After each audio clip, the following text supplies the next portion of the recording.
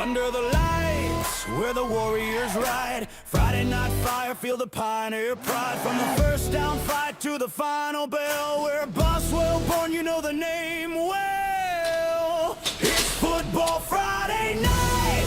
For the brand we stand, we fight. With the blue and gold, side by side, we bleed pioneer pride.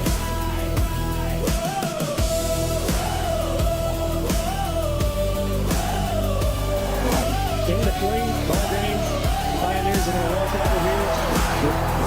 From snap to sack, from pass to run, we bring the heat till the battle's won. In the trenches or the open field, we play for the brand. We never yield. Jim Howard's call brings the game to life. Peyton P with the inside cutting like a knife. Keith Demon breaks it down, tells you what's in store. Boswell's belts on the mic, who could ask for more? It's football Friday night. With the heart, the grit, the might. Boswell Pioneers take flight. We play for the brand all day, all night.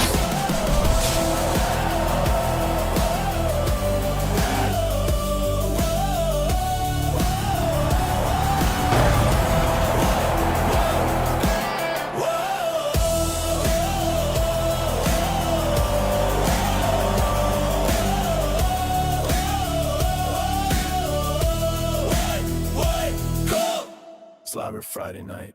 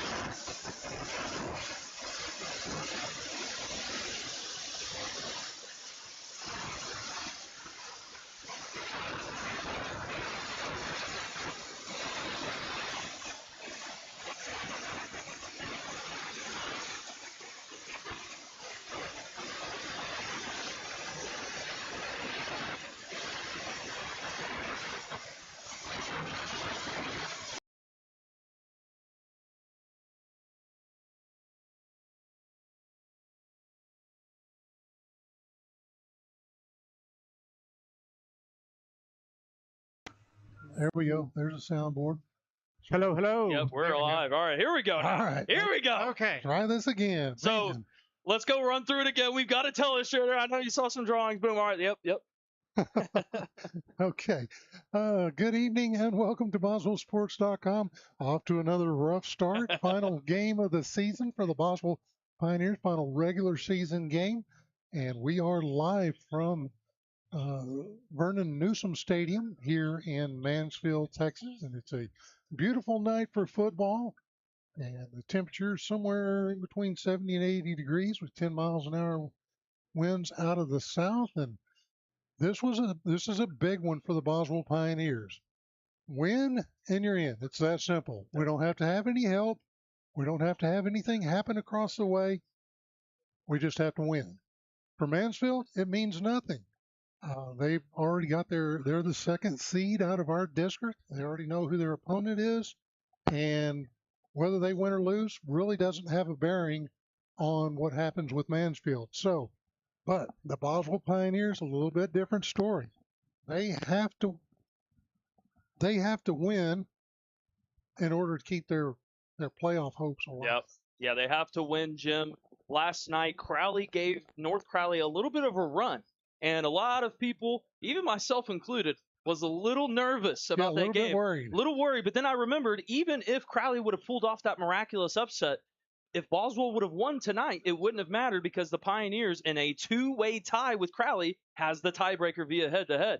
But in the reason right now that we're looking at, the Boswell Pioneers have the same amount of wins as Crowley. However, Legacy has also the same amount of wins as both of us. So now that reverts to a three-way tie, and people are wondering, why is Boswell still not going to get in over Crowley? They beat them. Well, we revert to points. That's the unfortunate thing when everybody beats up at each other on a three-way tie, and the Pioneers are actually the odd man out in that scenario. So it comes down to tonight they had to win, and we knew it last night that they had to win to make the playoffs, and even if Crowley would have got it done, Pioneers knew it would have had to win tonight as well. So we had 16 different scenarios 2 weeks ago. We're narrowed down to 2 for this last spot now, and it is going to come down to this tonight for the Boswell Pioneers versus Lake Ridge. It's going to be an unbelievable one. Man, this is going to be a fun game. My final broadcast. Final one. Well, it's my final broadcast if Scheduled. Boswell loses. Scheduled, correct. But we're hoping that the Boswell Pioneers get a win. We can keep this thing going. Because of all the stuff that these guys are doing with the telestrator and what have you, this thing's getting really fun. So it's getting awesome, man. It's getting awesome. So the one thing I did notice when I was listening in, I don't have crowd mic. Us guys sound great, but crowd mic is not there. Okay. Hold on. We'll just roll with it and figure See it what out. happens. Okay. So there is the Pioneers schedule so far. You can see the Pioneers with 3 wins. Their wins against Haltom, Crowley, and Weatherford last week. Big win for them, kept them alive in this scenario, and they beat Weatherford 44-30. Hey, Keith, do you have your AirPods going? Yeah. You need to take your AirPods out. That's what's cutting us off. Gotcha.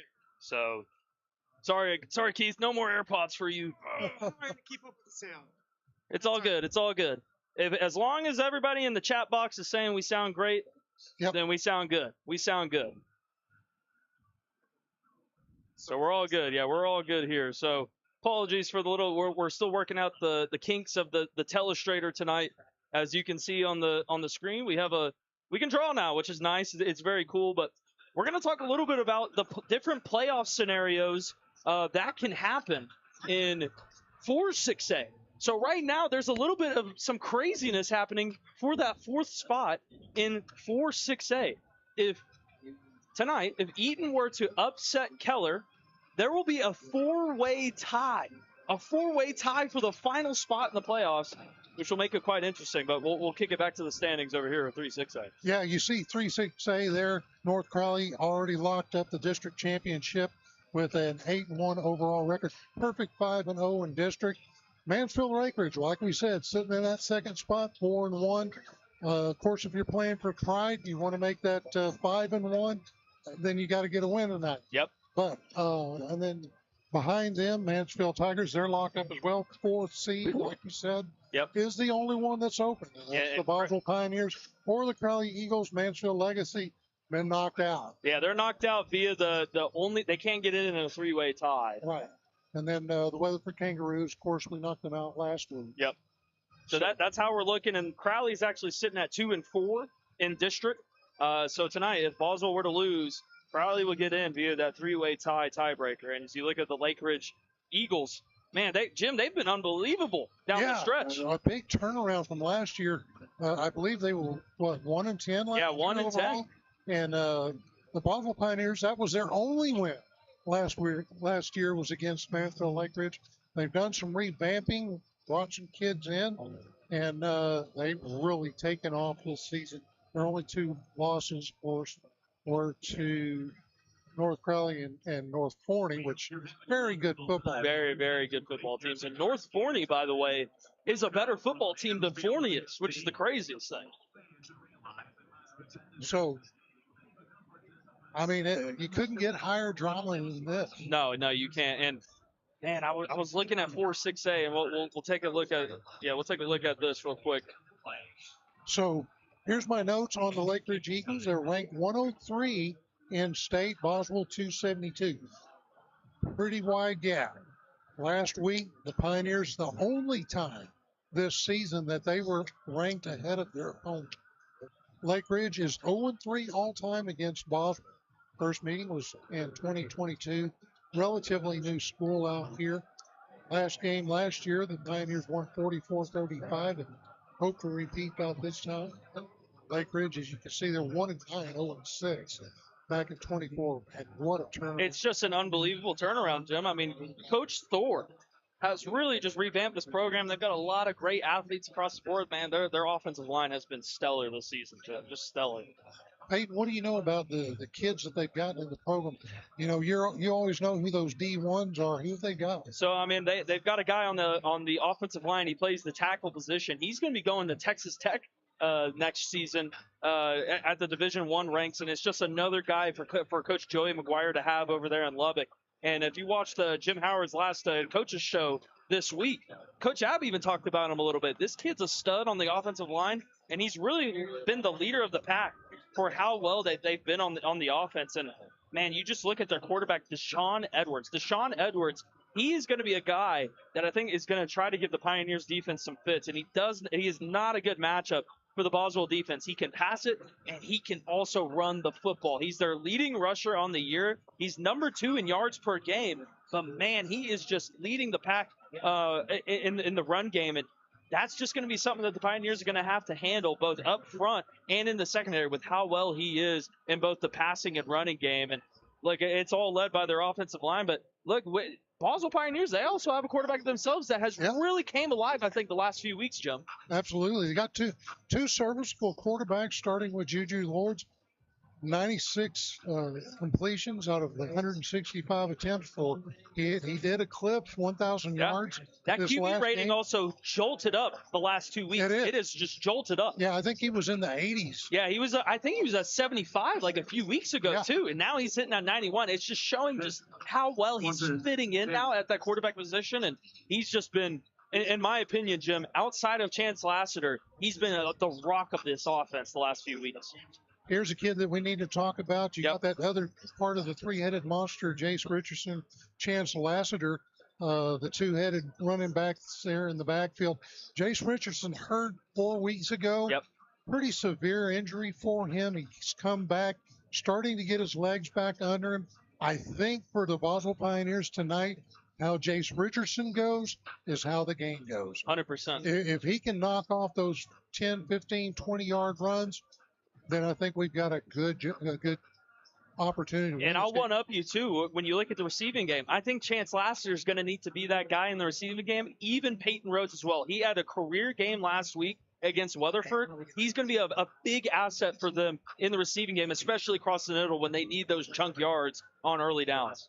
Yeah, you looked at Lassiter's numbers there. He leads the team in receiving, 507 yards, averaging 14.5. He's dangerous out in space. I love when they line him up in the slot. I would love to see him get out out on the edge, and maybe put Rhodes in there on the slot and have Rhodes on the slant and just run a post with Chance Lassiter. I think they could be successful. Yeah, and he's just so strong-bodied. And you look at the receptions between him and Peyton Rhodes. He's got over almost 100 more yards on 9 less receptions. That just shows you what he can do in open space with the ball in his hands. And look, you talked about Jace Richardson is going to be the big asset tonight. I think Chance Lassiter is going to need to have a big night. I think Juju's going to need to have a big night. And I think Peyton Rhodes is going to need to have a big night. They need, what is that, 5 players that I just named? I can't count. They need 5 at least A to A+ performances in this game tonight against this Lake Ridge defense. And I think the other X factor, of course, will be Juju Lawrence. 100%. And Peyton, you might disagree, but I think it's going to be with his legs.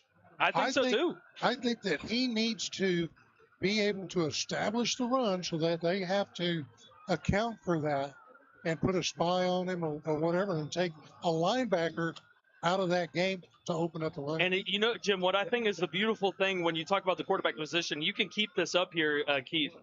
I think the beautiful thing when you talk about Juju and having being able to run the football, usually when you have a quarterback in the middle of a season and you're down the stretch, you tell him, hey, protect yourself, stay in the pocket. If you're under pressure, get out of the pocket, throw the football away, or when you run, slide down. But there's a good chance, and I bet you, Coach Freeman and Coach Weaver have told him, play it all on the line tonight. Don't be afraid to take some hits. Don't be afraid to make some action because they need every ounce to pull off the upset tonight. You look across the board. Dave Campbell says Boswell is 19-point underdogs. You look on One Sports, 27-point underdogs. So they are heavily the underdog in this one. So they're going to need everybody across the board. Even defensively, Jim, the DBs for Boswell the last few weeks have been stellar. And I think they need to be like that tonight, especially in space.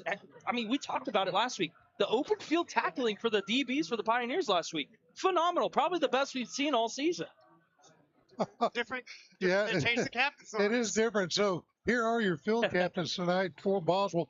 The graphic, I asked Coach Weaver a couple of nights ago if that graphic was going to be correct. He said, yeah, that should be the group going out on the field. As we look across there, you got number 40, number 1, number 64, and number 8. Those are guys right there. We're just spotlighting them, man. I mean, those guys, those are 4 big figures on this team that are going to need to also have a really big night tonight. So number 8 is Chance Lassiter, Yeah, 64 is Braden Meeson. Number 1, of course, Peyton Rhodes. And then number 40 is going to be Anthony Villari. And then the officials for tonight's game is the Mike Ritchie crew. You've got Mike Ritchie, Preston Taylor is the umpire, head linesman is Mike Grissom, line judge is Jason Glover, field judge Thurman Moore, side judge Mark Cohen, and back judge Marvin Royal. And I really, fellas, believe. Ladies and gentlemen, we direct your attention to the 50-yard line for the coin toss. Yeah, Team captain for Boswell Pioneers, number 1, Peyton Rhodes, number 8, Chance Lassiter. Yes, yeah, we're all hoping it's going to be a big game tonight. But before we get into this, we talked about the officials, and before we get into what happens right now in the coin toss, we need to recognize not only the coaches on the Pioneers staff, but also the middle school coaches and coaches across the state of Texas. Today is Coaches Day in Texas High School Coaches Association. Coach McGuire with Texas Tech went on the Pat McAfee show today and showed recognition to the high school football coaches in Texas. And from Boswellsports to not only Boswell, but all the high school coaches and middle school coaches throughout the state of Texas, thank you for all you do for all the kids. And, man, we are excited for our last game of the season. All right. It looks like the Pioneers, it looks like Lake Ridge has won the toss and has elected to receive. They will defend the south goal. Boswell will defend the north goal. Boswell in their gold and white tonight with the blue numbers, and then Lake Ridge in their black and green. Yeah, a little bit of a different look. And as the guys are running out of the tunnel here, I think this is a good opportunity to talk about what is happening currently in 4-6A. And Jim, man, I'm looking at these standings here, and there was a sorry, that's a little out of my ear, but man, there is a opportunity where there could have been, where if Byron Nelson would have had 80 more kids in their school than South Lake Carroll, with Eaton going in, with Keller Central going into the playoffs, there could have been a world where Boswell could have avoided South Lake Carroll in round 1 if they were to win tonight, and they would have saw Byron Nelson instead. They didn't get that factor. So it will be South Lake Carroll that will be awaiting either the Boswell Pioneers or Crowley next week in round 1 at Dragon Stadium. But I don't know, Peyton, if you talked about it yet or not, but the fact that there was the 3-way tie into that 4th spot, just like we've got. Well, even then, Keith, there's potentially a 4-way tie that could happen for that 4th spot. So if Eaton wins tonight against Keller, all of those teams move. We're talking about Keller Central, and LD Bell all move to 3 and 5.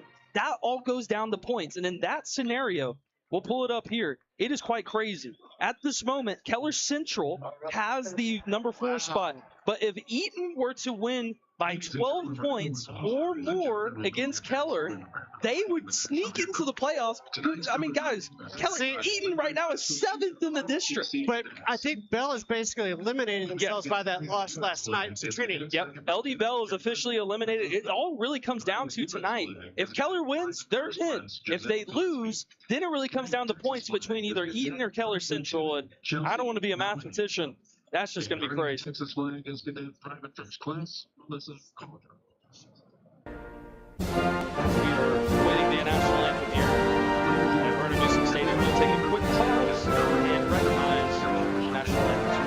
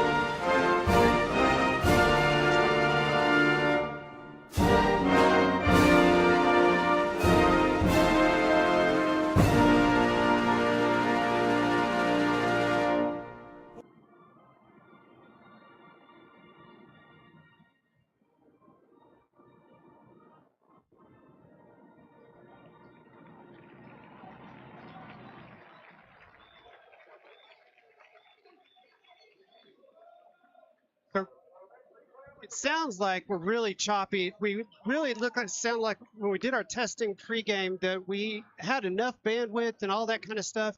But for some reason, it may be because we're trying to do the telestrating, it required a lot of computer strength that it might be making the data stream a little bit crazy tonight. So we do apologize about that in advance. This is your first quarter brought to you by Red's Barbecue. That's actually, hold on a second.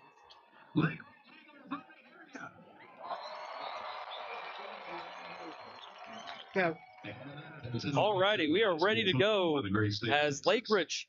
We're just gonna go in the middle here on the point favorite. The 23-point favorites entering tonight against the Boswell Pioneers will receive the opening kickoff.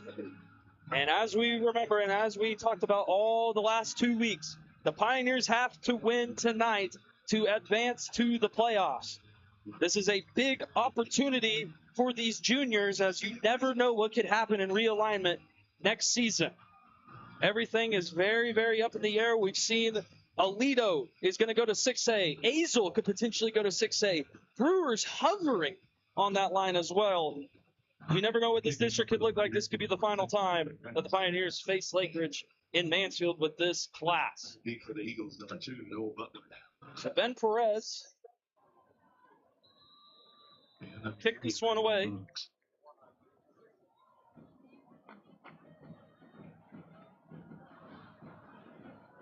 This one will be fair caught at the 26-yard line, and this is where Lake Ridge will take over. Fellas, a name that we have not said in a long time has checked in on the chat room. Oscar Ronke. Will Hageman from Trinity. Oh, nice. Nice. How's it going, Will? Good to see him. Stephanie, of course, is up late. They're in Liverpool, not London. Liverpool. So first down for Lake Ridge to open the night, led by the quarterback, Deshaun Edwards. He is a stud, Jim. First down, Edwards will keep around the left side, and he'll get a couple. Maybe got one.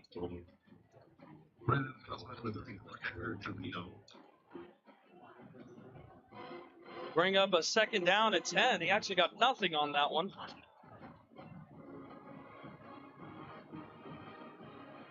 And Lake Ridge will go out of the pistol here on 2nd and 10 from their own 27.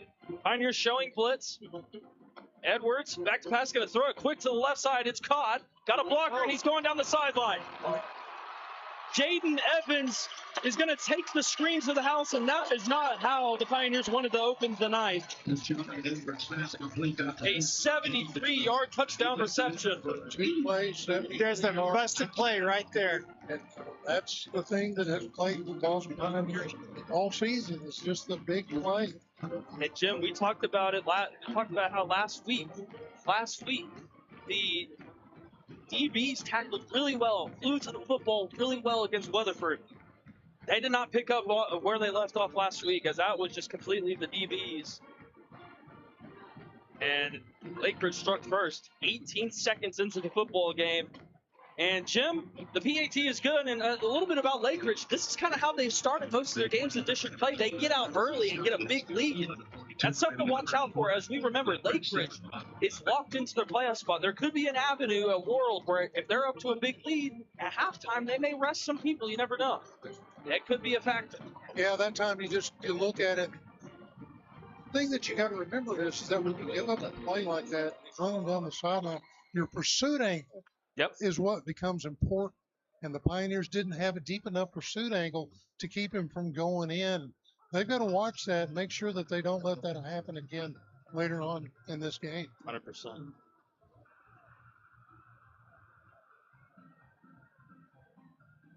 So Lake Ridge will kick this one away.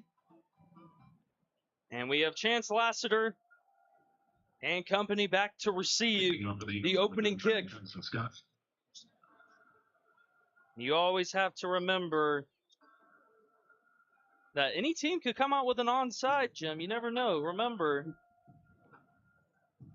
that it has to go past here. It has to go past that line for there to be an onside kick to be legally recovered. I don't think it's going to happen for Lake Ridge, but we'll see. Again, they've really put on the points this season and put up a lot of them throughout the year. So they will boot this one away, and it is returnable by Chance Lassiter at the 5-yard line. He'll take it.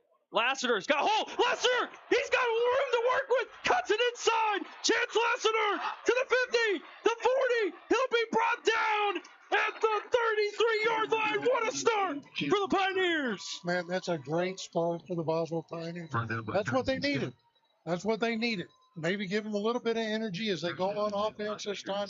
Answer those 7 points and make this a even Steven game. And I love that return from Lassiter. He had so many different angles he could have went down. He could have went down to the outside and went down the sideline, but he decided to cut in, and it was a great move by him. And the Pioneers will start out in great field territory from the 32-yard line. Jace Richardson will open the game at tailback for Boswell.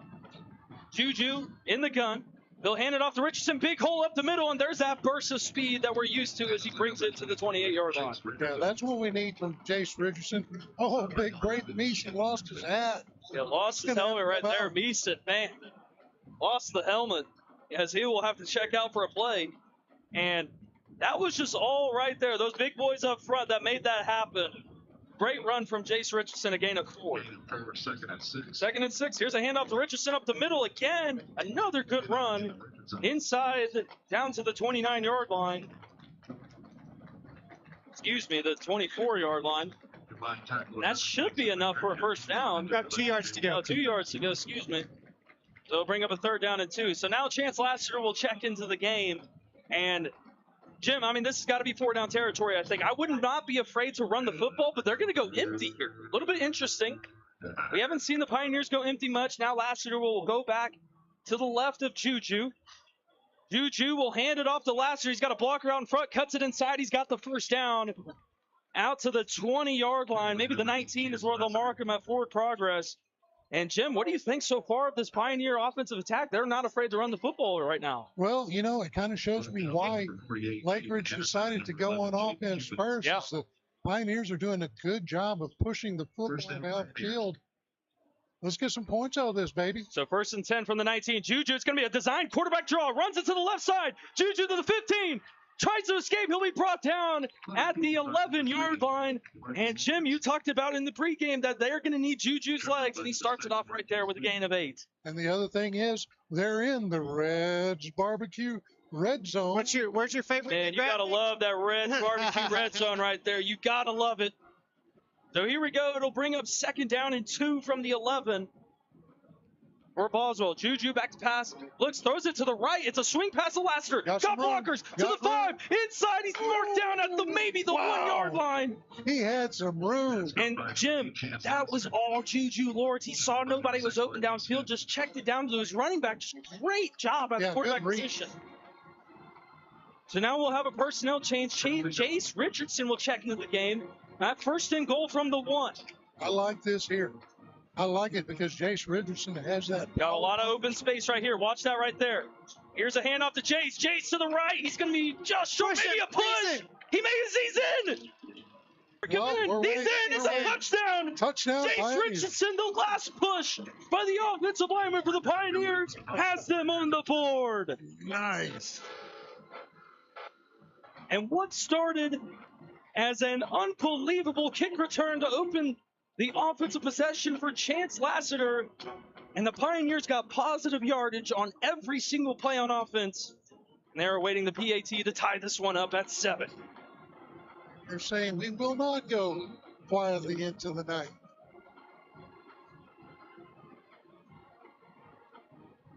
And the PAT is good. So the Boswell Pioneers have tied this one up at 7 against Lake Ridge on their senior night. Oh, that's right. I didn't even think about that. This senior night tonight here at Mansfield ISD, Vernon Newsom Stadium. My goodness. What a big affair so far. Lake Ridge had 2 plays and went the distance. Chance Lassiter with a big return. This may be a little bit of a resemblance of last week against Weatherford, where the fireworks were on display and no defense was on the field. Boswell will kick this one away. As we mentioned in the pregame, Lake Ridge last year had 1 win on the season. They've fully come alive. I believe they have 7 wins on the year, Jim. Is that correct? Yeah. 7 wins on the year. 7-1. Just an unbelievable job by head coach Kurt Thor. I'm sorry, 7-2. Yeah, 7-2. And this is the basically the same core of guys from last year. Just unbelievable turnaround for this coaching staff for Lake Ridge. So the Pioneers will kick this one away, and it will be fair caught at the 20-yard line. So that is where Lake Ridge will take over after Deshaun Edwards connected with Jaden Evans. So we're a little bit 73-yard touchdown reception. still a little bit early in the night, but we do have a score update. Our sister school, Eagle Mountain's playing Graham for tonight for the 2nd seed, or actually, yeah, for the 2nd seed. Whoever wins is 2nd seed in 4A Division II. Right now, Graham is up 7-0. That is a big one. There's a lot of implications there on whether Eagle Mountain will face Benbrook or not, which is an opponent they trampled at the beginning of the season. So 1st down and 10 from the own 25. Edwards will hand it off up the middle, and it's a good gain out to the 30. That was number 20, Jaden Cotton on the carry. He's been their leading running back in the run game so far this season. That's a gain of 4. The Lakers is going to go quick to the line of scrimmage. They've got 2 receivers to the right and the left. Edwards in the gun. Low snap. Edwards going to throw it to the right. They're just going to rely on these little bubble screens. There's a flag. It And looks there is a no flag. I don't think there's a flag. Sorry, I thought I saw the referee throw a flag. So right it'll at be the a feet. 1st down for Lake Ridge. The chains will move. And Jim, all the passing plays so far has just been these little swing passes to the right. The 1st and 10 from the 37 for Edwards. With Cotton to his right. Edwards looking. Going to throw this one deep down to the right sideline. Got a man, and it's caught. Just an unbelievable pass from Edwards. He connects with Micah Blau, the leading receiver on the season for Lake Ridge. And Jim, that was great coverage from the Pioneers. It's just a better ball. Yeah, I mean, the Pioneers had great coverage there. And I don't know what's happened again, Jim. We had instant replay right there at the first of the game, and now it's So acting up. they'll make a personnel change here. They'll move Cotton to the left, and they're going to go empty with Edwards. Jim, I'd watch out for a draw right here with Edwards. He's a threat to run the football. Edwards throws to the left. High pass, it's caught, but the Pioneers are all over. A good tackle there. That was number 23, I think. 21, Isaac Bondonga. Yeah, Bondonga was just right there. Good coverage that time and limited any kind of a big gain for Lake Ridge. And you'd like to see the Pioneers get a stop. So second down now for Boswell. For Lake Ridge. And they'll move the spot of the ball to the left hash, and they'll bring up a second down and 6 from the 13. Edwards remains in the gun. He will keep it up the middle on the quarterback read, and he brings it to the 10-yard line. It'll be a gain of 3, and he'll bring up a third down. Wow, the Pioneers had 3. 6 guys in the box that time. Yeah, they are really, I think, not only keying on Cotton, Jim, but Edwards is also a guy with a threat with his legs, averaging over 100 yards per game on the ground at the quarterback position. They've got a change here at QB. They've got number 19, Nolan Conrad, in the game. Conrad's going to throw a fade to the corner, wide open. He's out of bounds, I think. No, Wow! Can we get a replay? no. Unfortunately, it's I think the Pioneer defender pushed him out, and his foot would have gone down on the out-of-bounds line. Right? Yeah, I don't know. It looked like, because he was up in the air, ball was caught, but he didn't have a foot down. It looked like the Pioneer defender pushed him into that boundary. But instead, it is called a touchdown, so Lake Ridge will reclaim the lead here. And we've already had 3 scores so far, and we're still sitting at 7:23 to go in the first quarter of play. And the PAT is good. So Lake Ridge will take a 14-7 lead.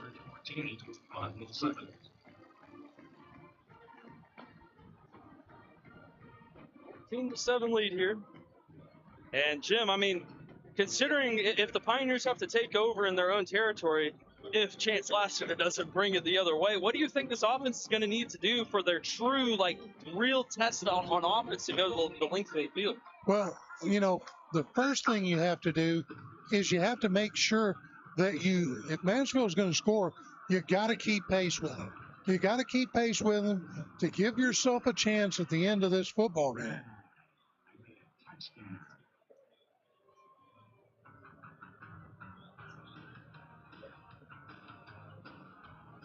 Lake Ridge. that was interesting. Lake Ridge will kick this one away. Now the referee's got to come touch the ball. See a little foot locker convention here. Interesting. Usually don't see the ball boy coming down to change out the ball midfield. Yeah, I think that there may have been a kicking ball that wasn't in there. So those K balls are quite important for the kickers, especially in the NFL. It's crazy what they do. This is going to be a low kick, and I think the coaching staff for Lake Ridge just get in the end zone, and it barely does. Touchback. And it'll be a touchback. So the Pioneers will take over at their own 25-yard line. And Jim, this is going to be the first real test to go 75 yards into the end zone. Well, and like I say, if they can keep the momentum they had on that last offensive possession and get in there and score some points, it works out. I think it works out well for them. So the line the gain will be the 35-yard line for Boswell on first down and 10. Juju will come out in the gun, and they're going to go empty again, Jim. This is something the Pioneers haven't really done this season. Now Lassiter will go back at running back. And here's a handoff to Lassiter. Cuts it inside. A good move from Lassiter. He found a hole, gets to the 30-yard line. Actually, the 31. Jim, that was all vision right there. Yeah, good vision that time. Saw that everything was clogged up to his left, looked back, saw the gap, saw it open up, and turned on the afterburners, and away he went. And that's something we haven't seen in Chance throughout this year, was that the cutting. He's been pretty much around the end or so straight the up the Chance middle. in motion. Juju back to pass. It's going to be a screen to Lassiter. Lassiter, one-handed grab. Gets the first down and more. We said it all night. that Chance Lasser's going to need to be key in the run game and the receiving game, and you're showing off the hands here for a first down. Yeah, nice little one-handed grab there. That's the second one we've seen this year. The first one, of course, by Colton Corson. So a first down and 10 for Boswell from the 40-yard line. And Chance Lasser will remain in the game, but he's going to go back at receiver. I don't know if he's going to stay in this, though. They haven't shown a snap and empty yet, but they will this time. Juju looking. Lasser's acting as a blocker. Juju's going to throw it on the run. Got a man. Just missed him. Incomplete. He did have a man all over him. It would have been a tough pass. Just airmailed him. And it'll bring up a second down and 10 from the 40. So from the 40-yard line, as we remember here, the line of the gain is the 50. As Jim wanted to mess with me a little bit, the 50 right here. Second down and 10. Juju hands it to Lassiter. Lassiter cuts to the left. Lassiter's got a blocker. Lassiter to the 40. Lassiter down the sideline, cuts inside, still on his feet, cuts again. Oh, caught from behind by the whole Lake Ridge defense, but what a great job. Catch and run. Chance Lassiter's doing it all so far tonight. He's doing it in the return game, doing it in the receiving game, and doing it in the run game. Just a great start so far. First down and 10 for Boswell. They have him marked down at the 27-yard line. Jace Richardson back in the game at tailback. Juju hands it up the middle to Jace. A big rocket. Jace spins and gets down to the 22-yard line. Just another good run. Yeah, the Pioneers showing that they can get it done in the running game. I mean, you're seeing right here, 5 to 6 yards a pop. And, I mean, Jim, you'll take that every day. You know, sometimes you're not going to get a 15, 20-yard carry every run, but you love those 5 to 6 yard carries. You love them. Hey, if you can get a minimum of 4, you get that three times, you got a first down. They actually give him a gain of 4. It'll bring up a second down and 6 from the 23-yard line. 3 receivers to the left for the Pioneers. Juju in the gun. Juju hands it to Richardson up the middle. Richardson able to reach his way to the 20-yard line and get a gain of 3. Looked like he was only going to get 1. And that puts them inside the Reds Barbecue Red Zone. I mean, you got to love the Reds Barbecue Red Zone. It's just unbelievable down there. So it'll bring up third down and 3 from the 20. Obvious 4-down territory. As they'll hand it off to Richardson. Richardson's going to get the first down. And we're seeing that speed that we were missing the last few weeks from him, Jim. That offensive line for the Boswell Pioneers are doing a great job. They're opening some holes that a big guy like me can run through. And usually this season, Jim, it's been that right side of the offensive line that's been the main guys, but the left side has really been the top ones tonight so far. So 2-back set for Boswell. Lassiter moves to the right of Richardson. Hands it off to Richardson up the middle. Richardson will be brought down at the 6-yard line. And again, another gain of 6. I tell you what, as long as you can knock off 6, 7, 8 yards a carry, I mean, you're going to get in the end zone. And it's a bit of an interesting defensive scheme for Lake Ridge. They know Pioneers are a run-first team. It's almost like they're testing them to see if they can win in the run game. Well, as long as you're winning that battle in the trenches right there. So Richardson stays on his feet. He's in. Touchdown. What a run! Jace Richardson is in the end zone, and the Pioneers are on the board again. You think these kids don't want the playoffs, Jim? I tell you what, it's one of those things where the Pioneers look hungry. Yeah, they do. I mean, offense is firing on all cylinders, and at this point, Jim, the last about 5 quarters of the season that we've seen so far from Boswell, offense has been the best we've seen all year. The defense has got to step up. They've got to help this offensive unit and get some stops. Ooh. As the Ridge got PAT close there. is good. PAT is good, and we are tied at 14 with 3:53 to go here in the first quarter of play. And, man, we've got 4 touchdowns, and we still got 4 minutes left in the first quarter. Just an unbelievable start from the Pioneers. As my word. Lake Ridge will now return. They've been the big play team tonight. Boswell has shown the ability to really put together some methodical drives on offense. And I like that. I like that. Yeah, I do Boswell too. Pioneers is that they're able to control the football, the line of scrimmage. They're controlling the line of scrimmage. And they're able to move down the field with seemingly with ease. Yeah. They stop those big plays from Lake Ridge. We may have us a heck Yeah, of a ball we may have a ball game, and again, you said it. That's been the Achilles heel for Boswell, is the big play. That's what they need to stop. And Jim, as they keep kicking off, I mean, there may be a scenario where Boswell might just say, screw it, let's kick it onside, but they won't do it here. They'll kick it low. It hits the foot at the 15. He'll pick it up. And it's a good return out to the 31-yard line, and that is where Lake Ridge will take over. 16-yard return. Stop made by number 9, Devontae Martinez-Wilson. As Devontae Martinez-Wilson on special teams with the tackle for Boswell. Another score update. Byron Nelson is up 7-0 over Keller Central. Wow, okay. And Eagle Mountain has tied Graham. What is the score of the Eaton-Keller game right now, if you have it? There's no score showing yet. Okay, that's probably a 7:30 kick, right? No, it says it's live. Let me Okay, go to the other app. We'll get a score update on that in a second. Edwards in the gun for Lake Ridge on 1st down and 10 from the 31. He's just going to throw that swing pass to the left, testing the Pioneer DBs, but he got caught in a blocker there, Jim. That was Isaac Bondonga. Yeah, Bondonga in there There. on the stop for the Pioneers, and just good position there for Bondonga. So it's a gain of 1 for Lake Ridge, and it'll bring up a 2nd down and 9. Correction, so it's Eaton 10, Keller 7. Oh, wow, okay. So that, 3:30 left in the first. that becomes very interesting over there in 4-6A. Here's Edwards, who will keep it up the middle, and he gets to the 35-yard line. And, Jim, this is an opportunity for Boswell to get a stop here on 3rd down. Yeah, they didn't bite that time on the running back. Tackle made by number 57, Joseph Mwamba. That's just all film, I think. They knew he's their leading rusher on the season. 3rd down and 6 Third down. from their own 36. A big opportunity for the defense to get a stop. And they're going to change the play. This is just getting a look at the Pioneer defense. That's all Lake Ridge is doing here when getting to the ball early. You got to love that from their coaches up in the booth.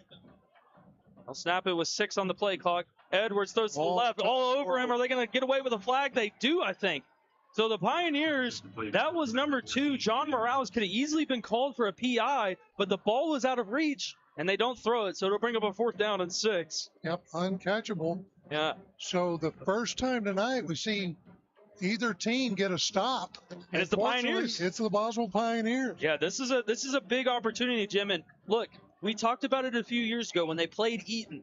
You need to get out early and get a lead. This is an opportunity now for the offense to get the ball back and really show, hey, we're ready to go and we're ready to win this football game. And they're showing that hunger. And look at this. Lake Ridge having a little bit of a change in the formation right there, as they'll still punt it away, and it's a good one.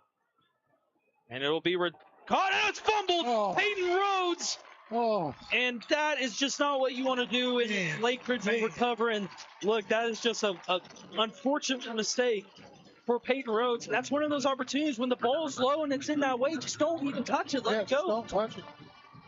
So now It's Lake just in Ridge. case of a guy wanting to try to make something in. So now the Pioneers look like they were going to get the ball back for the first time tonight at a tie score. Will give Lake Ridge just a gift. I mean, this is a gift on all accounts. And it'll bring up a 1st down and 10 from the 30 for Lake Ridge.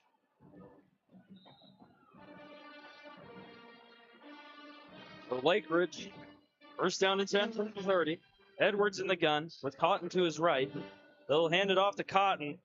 And Boswell's just keen on the run right now. Number 22, Cotton. So I really like what I see of the Boswell defense here right now. Is they're able to stop the run. Where they're struggling has been in the passing game. Pass defense. They can get that under control. Man, I tell you what, I like their chances. I think that's how you beat this team. I think if you can get them to force them to throw the football downfield, put them in some scary opportunities. Edwards fakes it. He'll keep it and run. Showing off his legs. Can he find something? He gets a few yards out to the 21-yard line, a gain of 7. Yeah, he's going to be a yard short of the first round. I mean, this kid, he can flat out play at the quarterback position. You see it right there with his legs. And this could be 4-down territory now for Lake Ridge. 3rd down and 1 from the 21. Edwards throws it quick to the right. It's caught at the 20. It'll be a 1st down. And more out to the 15-yard line should be where Ford Progress marks him out. Yeah, Morales that time doing a good job coming off the pick and roll. It's actually the 16-yard line is where they mark it down, but it will be a first down for Lake Ridge. And Jim, that it's just that special teams fumble. If you want to pull off these upsets, got to win in all three phases. And Well, and you know, games normally come down to 5 plays. We're going to remember that one for sure. first down and 10 from the 16. Edwards, Pioneers showing blitz, and Edwards will keep it up the middle, but Boswell's all over it. Nice job. A loss of maybe inches. Yeah, he lost about an inch. Yeah, so Maui Peters did a good job that time, came crashing in from that end position and was able to get down the line of scrimmage quickly and make the stop. So now second down and 10 for Lake Ridge at the 16. They've got 55 on the game clock, so they could run probably one more play before the end of the first quarter here. Edwards going empty. Again, this is obviously always just watch out for the draw when they're in this formation. Edwards throws to the left, just all the space in the world for the Pioneers as they'll mark him down at the 6-yard line. And that's a first down. Yeah, that time Cotton just set out there all alone. He didn't have a man within 3 yards. Yeah, I mean the Pioneers, the DBs looked like they were 15 yards back right there on that play. Not sure what was up there, but they will have to snap this ball here. Hands it off to Cotton up the middle, and it'll be brought down to the 2. Cotton on the carry. So that will likely do it for the first quarter of play. And man, guys, it has been an unbelievable back and forth here at Vernon Newsom Stadium, where your Boswell Pioneers are all tied up with Lake Ridge. And they do snap the ball, actually. Oh, wait, we got a stoppage. I think that's the end of the first quarter. Yep. So that'll do it. So the end of triple zeros. And like I said, that'll do it for the first quarter of play here at Vernon Newsom Stadium, where the Boswell Pioneers are tied at 14. We'll take a quick timeout here on Boswell Sports. We got to go ahead and announce the second We quarter can do that. sponsor. We can do that coming up. Well, I've already did that. So it's All County Property with Kim Miller. She needs your renting needs. Jim? Kim Miller and All County Property Management is there on both roads. She's in the same building as Lone Star Insurers. They're down there kind of close to Red's Barbecue. We're getting all our sponsors. We're close to each other. Or zoom in right here on Coach Emerson. Zoom in right here on Coach Emerson. He's talking to all the Lake Ridge players. Coach Emerson, I believe, used to coach at Lake Ridge, and he's talking to all. I think these are former. That's Jason Bean, who played at Kansas, who's being recognized on the field. I believe this is like the 2015 Lake Ridge team that finished runner-up or state champs. And Coach Emerson was actually a coach on this football team, so it's good to see Coach Emerson get to see some of his old football players that played at Lake Ridge. And Jim, I'm keeping on this camera. This guy right here, he was a stud at the University of Kansas. Jason Bean, just an unbelievable quarterback. And he was with the Colts last year. Probably will end up in the UFL this next season. And watch out for him. He's got a lot of speed. He runs like a 4.2 40 at the quarterback position. It's unbelievably fast. Wow, that's crazy history there, Peyton. I had no clue. Yeah, Coach Emerson. So we'll do a little bit of a background on assistant head coach, Coach Emerson. He actually went to Boswell High School, was an alum, and I believe he coached at Boswell for a couple of years, and in like the 90s, and then bounced around, I think, ended up at Lake Ridge in kind of that teens era, and then he was with Lake Ridge when they went really deep in the playoffs, and then ended up going to Boswell in 2016, and he's been with the Pioneers ever since. He's a big, big figure for the program. It's great to have him with Boswell. So they'll bring up a second down and goal from the 2 for Lake Ridge. Edwards in the gun. Will keep it on the read option. Goes to the left, and Edwards is in. The stiff arm. He just stiff armed Isaiah Nash. I thought that Uribe had a shot at him, but was not to be. Strength and speed, and that has been Deshaun Edwards' bread and butter this season, and Lake Ridge will retake the lead. And Jim, it's hard to not think about if the Pioneers don't muff that punt, what could have been. Yeah, just a critical error there by the Pioneers to give Lake Ridge life in that drive. So the PAT is good. Lake Ridge will take a 21-14 lead here with 11:55 to go in the first half of play. So those are just district scores, 3-6-8. Crowley and North Crowley played last night. We talked about that already. North Crowley won 27-6. Mansfield and Weatherford also played last night. Mansfield won 55-41. Mansfield will stay at that 3 spot. Lake Ridge will stay at the 2 spot. North Crowley stays at the 1. Haltom secured their spot in the playoffs. They beat Wow. Sam Houston 48-0. Alton got a very lucky draw, I'd say, in the last 2 years, being up in that Arlington ISD district. A little bit less of competition compared to this one. It's good for the Buffaloes to get into the playoffs. Pioneers are trying to do the same tonight. 21-14. Lake Ridge will kick this one away. And it will be returned at the 3-yard line and brought out to the maybe the 19-yard line. Was that Porter Stevenson? Yeah, Porter Stevenson. Got Stevenson on the return there. So Boswell will take over at the 19. And Jim, I mean, Pioneer offense hasn't made any mistakes yet. What do you think they need to do here, down 7 again here in the second quarter? First thing they got to do is they got to answer. Got to answer. So Lake Ridge, I wouldn't be shocked if they start to load up this box a little bit. Considering how well the Boswell Pioneers have ran the football. Juju back to pass. He's going to pump. It's a draw. Juju's going to tuck it and run. Juju cuts to the sideline, cuts inside. Juju beat down hard, but it's a first down out to the 47-yard line. And Jim, that's the run. He just ran into the back of Barbosa. Here's the replay. I mean, just an unbelievable run there. Wide open space. That's a great play call. That's the one thing we don't have hooked up. I know. We can't do Illustrator on the instant replay. So Juju hands it off to Lassiter, who cuts inside. Lassiter cuts again. Lassiter, he's doing everything, Jim. Look at this guy. He's not got broken knees. Looks like a mouse in a maze. And he gets a gain of 4 on that one. He probably ran 20 yards and got 4 yards out of it. That was a hard 4 for sure. Chance Lassiter has really shown his vision the last couple of weeks. They'll actually give him 5 there. So they'll bring a second down and 5 from the 48. Boswell will go stack on both sides here. They'll hand it off to Lassiter again. He's just got a big hole. Brings it to the 40-yard line. The 39 they'll give him. That's a generous spot. It'll be a first down. And if you remember the game last year, Lassiter was a Lake Ridge killer. Yeah, he was.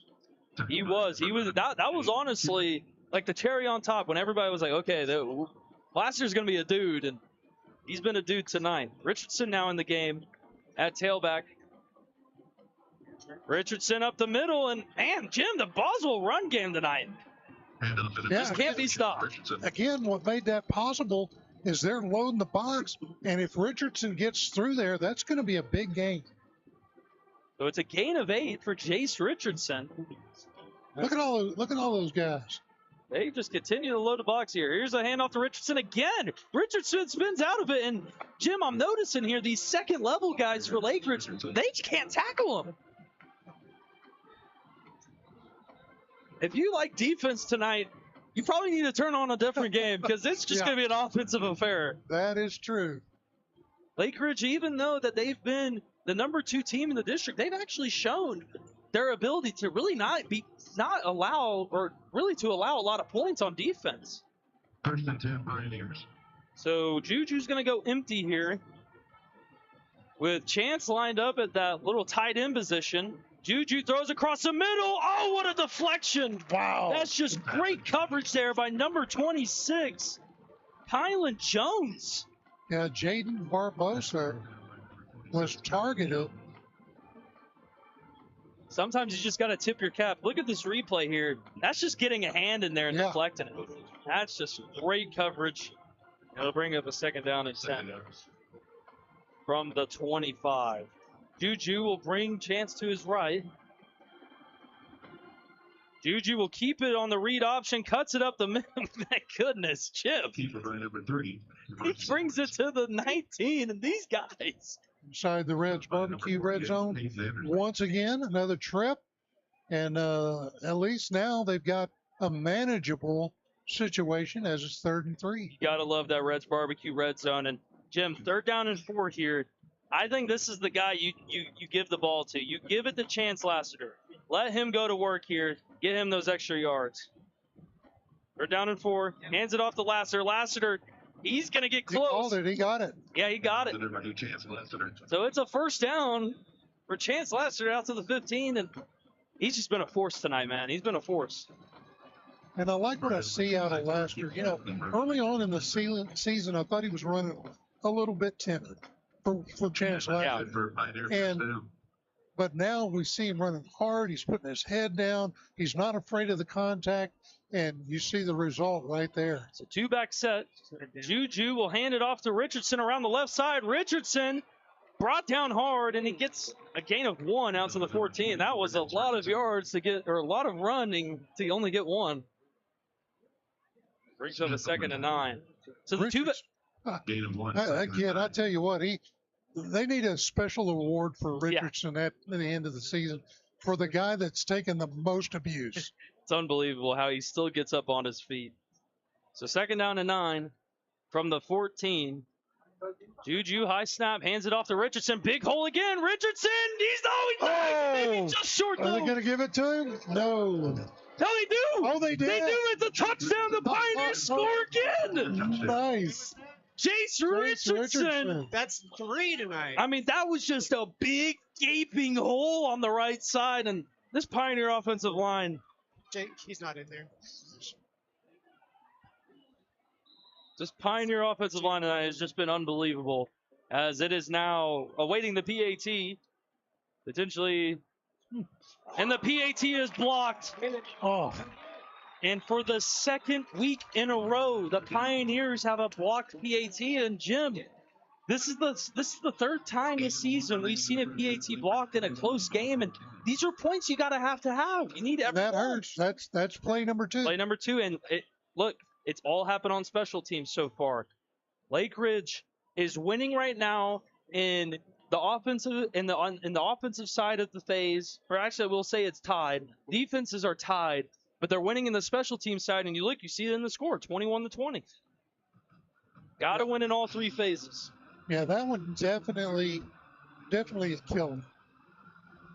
So Boswell will now have to worry about that as they are not tied. They'll trail now 21-20.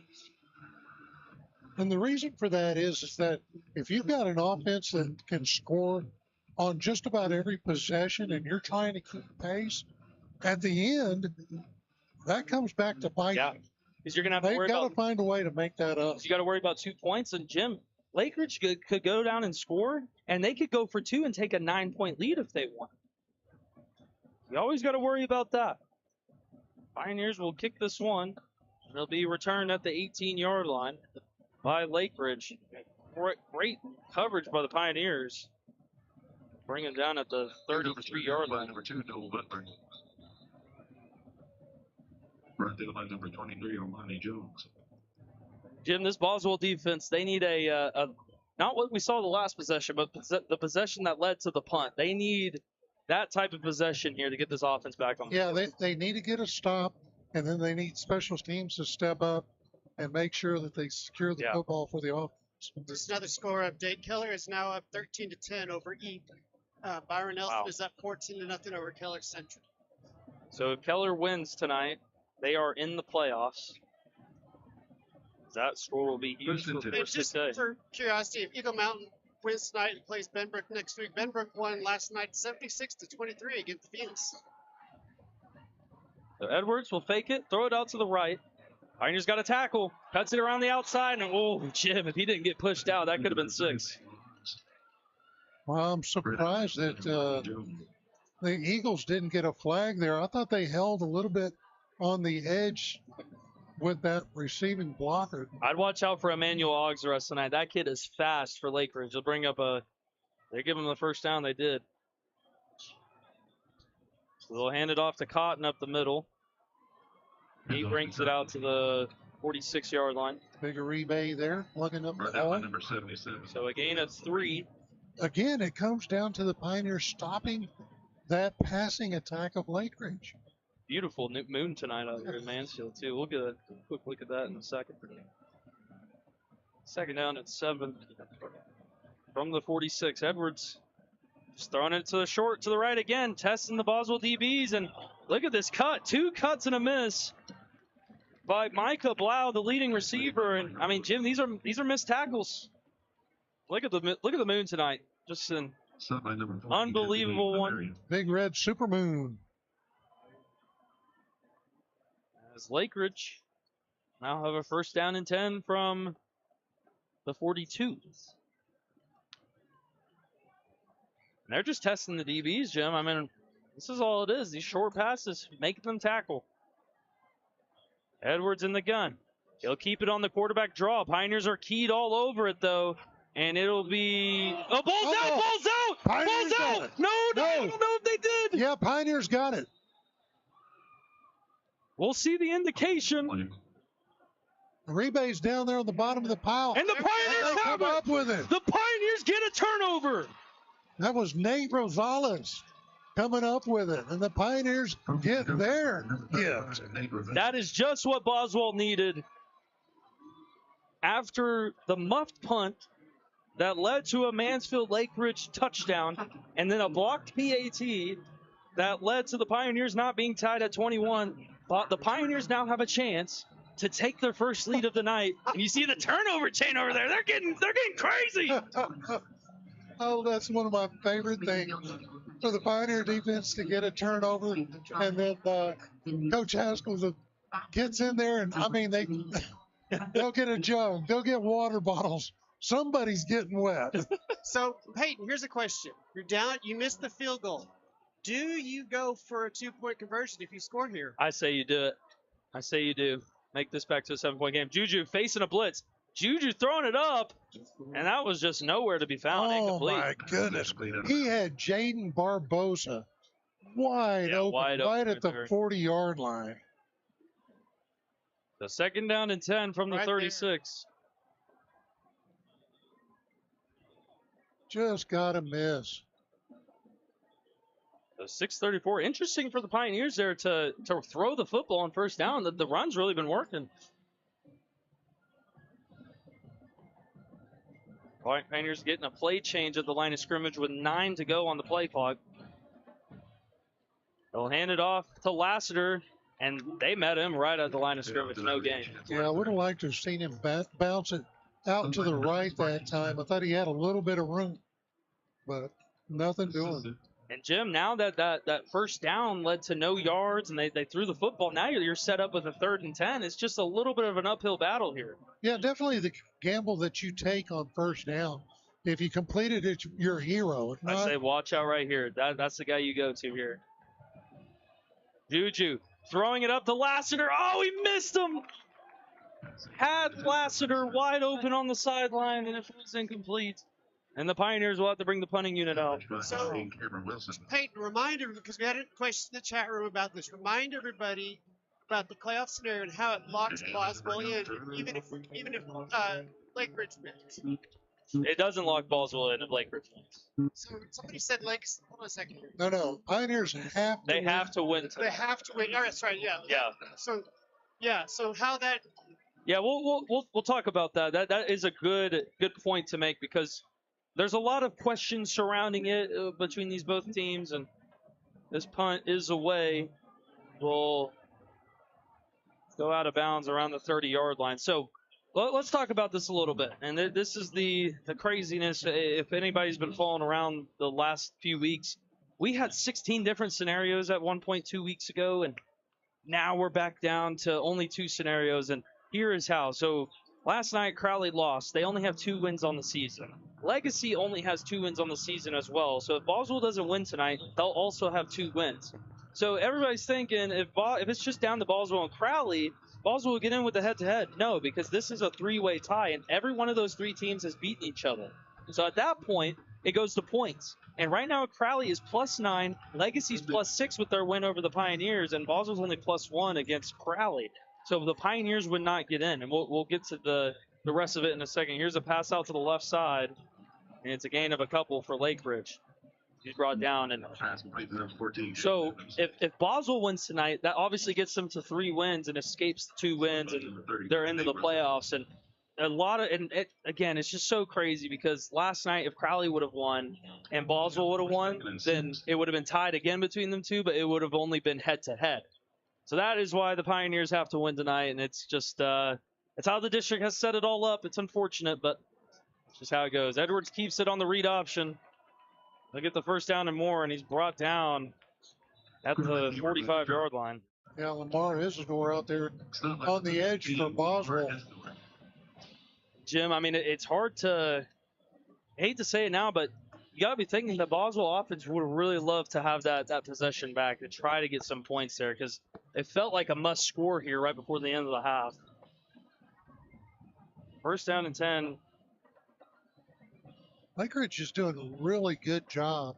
Edwards throws it to the right. This one's caught again. Good tackle.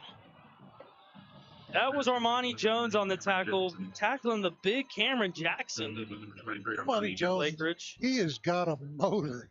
Big motor. I'll tell you what, week in and week out, I don't know how many times we call that kid's name, but I think he's a sophomore, I believe. Sophomore? Yeah, he's a sophomore. Sophomore. And he's got a bright future. If he can continue to fly to the football like that and make tackles. So Edwards hands it up the middle to Cotton, and just another good gain inside the Pioneer territory here. At that time, they just ran right at the blitz. Stopped by number 34, Edgar Trevino. We'll bring up a 3rd down and 2 for Lake Ridge from the 47. 3:55 to go here in the first half of play. Edwards hands it off to Cotton, just following his blockers, and he gets a first down to the 40-yard line. Stopped by number 18, Maui Peters. The scary thing is here for the Pioneers, if Lake Ridge scores a touchdown, they could go for a 2-point, make this a nine-point ball game. Yeah. Good news for the Pioneers at the end of this is that they get the football to start the second half. Very, very true, and it is going to be much needed, especially if they're down a touchdown here. Edwards back to pass. All the time in the world. Throws on the seam, and it's caught. A first down by Noel Butler. First time we've called his name tonight, and it's a first down for Lake Ridge. Stopped by number 25, Isaiah. You've noticed, Jim, when the Boswell Pioneers give the quarterbacks a lot of time in the pocket, it tends to be a big play down the field. Yeah, ball thrown a little bit low. Good job by him to come up with it. First down and 10. Edwards hands it off to Cotton. Breaks a tackle, breaks another, and he'll be brought down at the 5-yard line. Gain of 12. Stopped by number 23, Vernon Jones. A lot of missed tackles tonight for the Boswell defense. Lake Ridge has a chance here to make this back to a 1-touchdown game.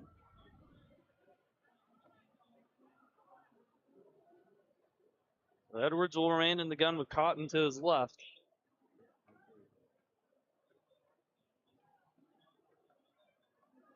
Edwards back to pass. Looks, throws the end zone. It's caught. It's a touchdown. That is Cameron Jackson on the reception for Lake Ridge, and that touchdown makes it now a 27-20 football game. Awaiting an 8-pointer. Pioneer secondary struggling. Yeah, Lake Ridge, Defensive line has done a good job. They've shut down the run for the most part. But the secondary struggling a little bit. I tell you what, though, I think maybe in the second half, you may see them step up and have actually get a pick. Yeah. 27 remaining in the first half. And Deshaun Edwards has been a little hasn't been the most accurate tonight. It's really been his receivers that have kind of bailed him out. Well, they're throwing a lot of those little short tunnel screens. And if the Pioneers are smart, if they can sit at home and jump that route, they may be able to take one back to the house. So the Pioneers now will get the ball back. with 2:27 to play in the first half. And Jim, I mean, they have 4 timeouts technically to work with here before the end of the break. Could be an opportunity to go get a quick touchdown before you get the ball right back in the second half. Well, they need to. And we say 4 timeouts, as anybody hasn't known. This year, the 2-minute timeout has been implemented into high school football. Pioneers still have 3 timeouts on their ledger. So not really desperation, depending on where the spot of the field is. They could still run the football at the beginning of the possession. Not necessarily where they need to throw it out of the gate here.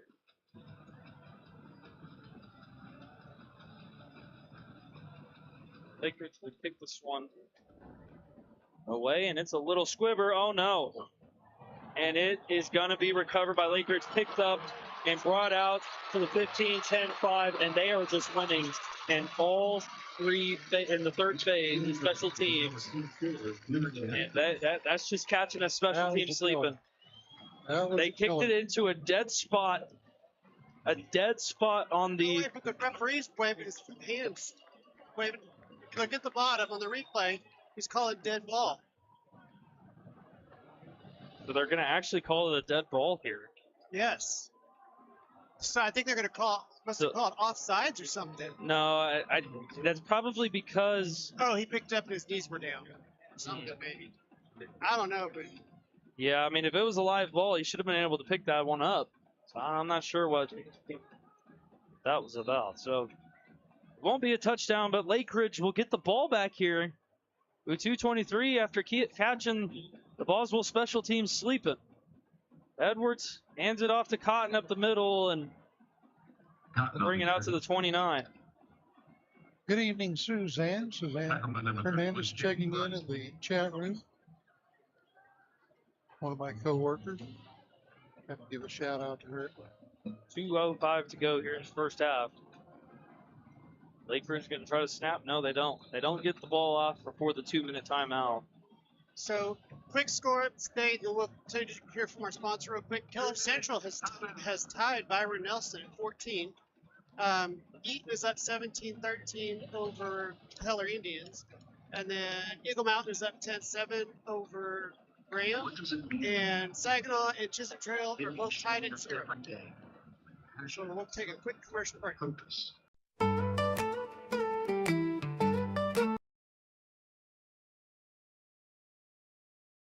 Thinking about saving money on insurance? Think no more. The answer is Lone Star Insurers, a Paul Jacobs agency. We have just the right coverage for you.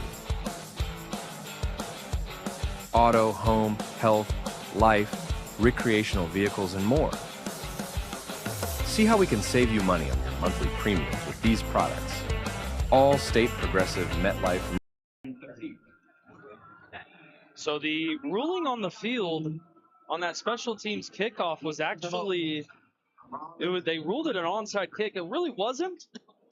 Pioneers kind of get lucky there. 2nd down and 5.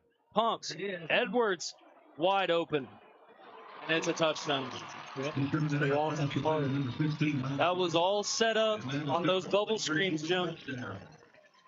Running those all game. And now, with 1:54 down 2 touchdowns, the Pioneers are going to need to go get a touchdown here before the end of the break to try and kind of cut that deficit before they get the ball back here in the second half. Yeah, this is a big challenge. This is a big hill for the Pioneers to try to climb, and you just can't let that happen. And the PAT is good. So Lake Ridge will take a 35-20 lead here with 1:54 to go in the first half of play. And have to say something unfortunate. Kansas Jayhawks are down 13 points right now in basketball. Looks like they're going to lose to North Carolina. Don't like that. So I need the Pioneers to bail out my night. If anybody cares. Now I don't. So Lake Ridge will boot this one now. And the Pioneers, I mean, you got 3 timeouts. You have time. It really just depends here, I think, on those first couple plays, what's going to happen on the offensive possession. Keller's up now 20-17 over Eaton. That's a back and forth game. That is a crazy one over there. 35-20. The Pioneers now are very, very worried about that open space. Kind of in this area. They're worried about it now. They brought a man up. The Lake Ridge kicked this one, and it'll be returned by Chance Lassiter at the 6-yard line. Lassiter cuts at the midfield. Lassiter brings it to the 30, and I mean, Jim, that's probably the best he could have done there. Yeah, good return that time by Lassiter. Good job of running east and west. Run up by number 28. Got his team in good field position. Braden Lyons. So, Jim, 146 here. What do you think the Pioneers need to do offensively to get a touchdown? I mean, that's really what they need here before the end of the break. Well, a minute 46. I don't think they have to really rush things. Just be methodical. Chance will go at the slot with Richardson to his right. Juju in the gun. They'll hand it off to Richardson. Richardson spins out of it. That initial contact brings it to the 37. Nope, the 36-yard line. They'll give him a game of 6. So this is where I think you got to get quick on the ball here. Minute 32 to go. Boswell's trying to go fast. Lassiter still in the game, but he's over there stacked at the slot position. I'd imagine this is going to be another run to Richardson. It is up the middle to Richardson. It's a first down out to the 45-yard line. Now, I think, Jim, now you got to think about going quick. You're in that spot of the field where you got enough time to go get a touchdown with 3 timeouts here. Yeah, Pioneers have all 3 timeouts, so I think you run it again here. Pick up. Hands it off. Richardson met at the line of scrimmage. Got a gain of 1, and Coach Weaver will call a timeout. Yeah, I think that's a good call. So now I think we'll probably start to see some passes here on these next couple plays, I'd imagine. Boswell will now have 2 timeouts remaining. And, I mean, any points would be good, but probably think you need a touchdown just based on how well Lake Ridge has marched down the field and what you're working with. I mean, if you get a touchdown, it kind of flips the game on its head. You're right back in it with getting the ball back.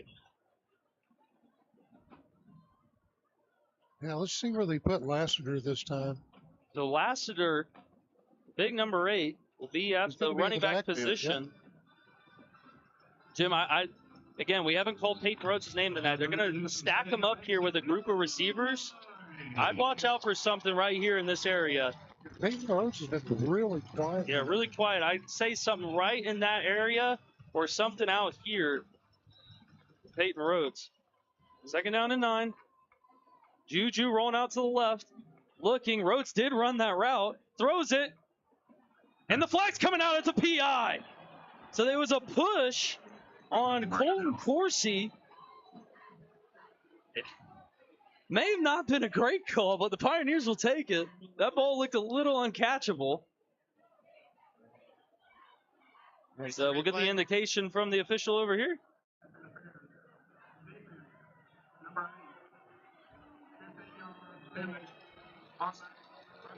He'll take that, and look, it's even better. The clock stops.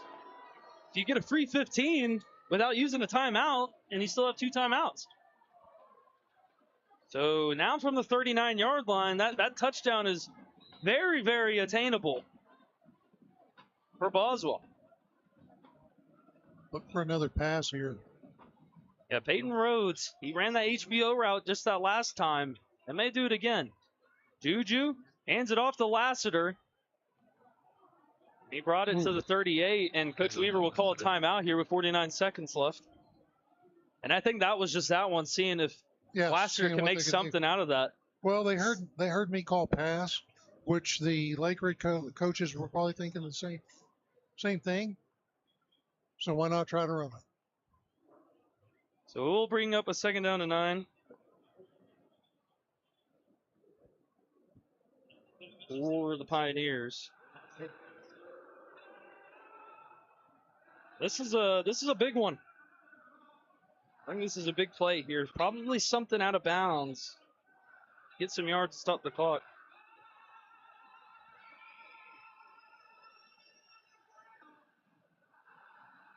as we've got the AO groundhog out here.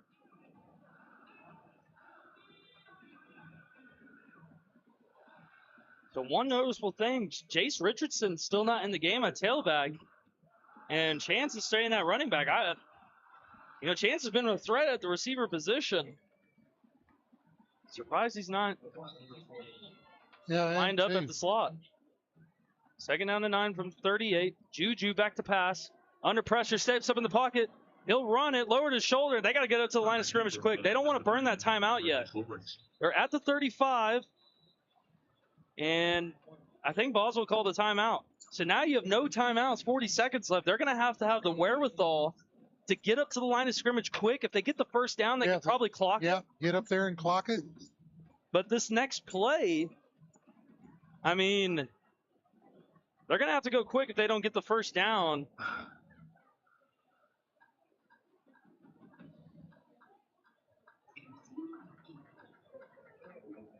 From the 35.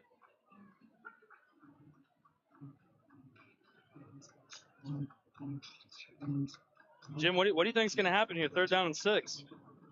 Well, I don't think you go for it all here, but you got to get the first down.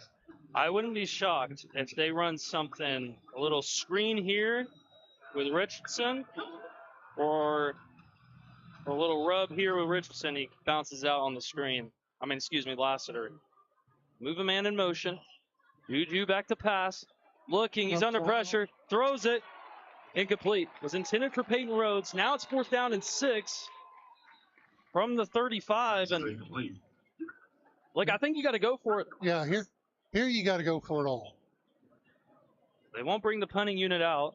We've yet to see Jace Richardson on this possession, which has been quite interesting. Or not this possession, since they brought it past midfield. And this is a massive play for Boswell. First down is the 29-yard line. Juju back to pass. Under pressure again. Scrambles. Throws it to Lassiter. And it's incomplete. Was intended for Chance Lassiter. Was just a little low. And Lake Ridge will bring out their offense down by 15, or up by 15.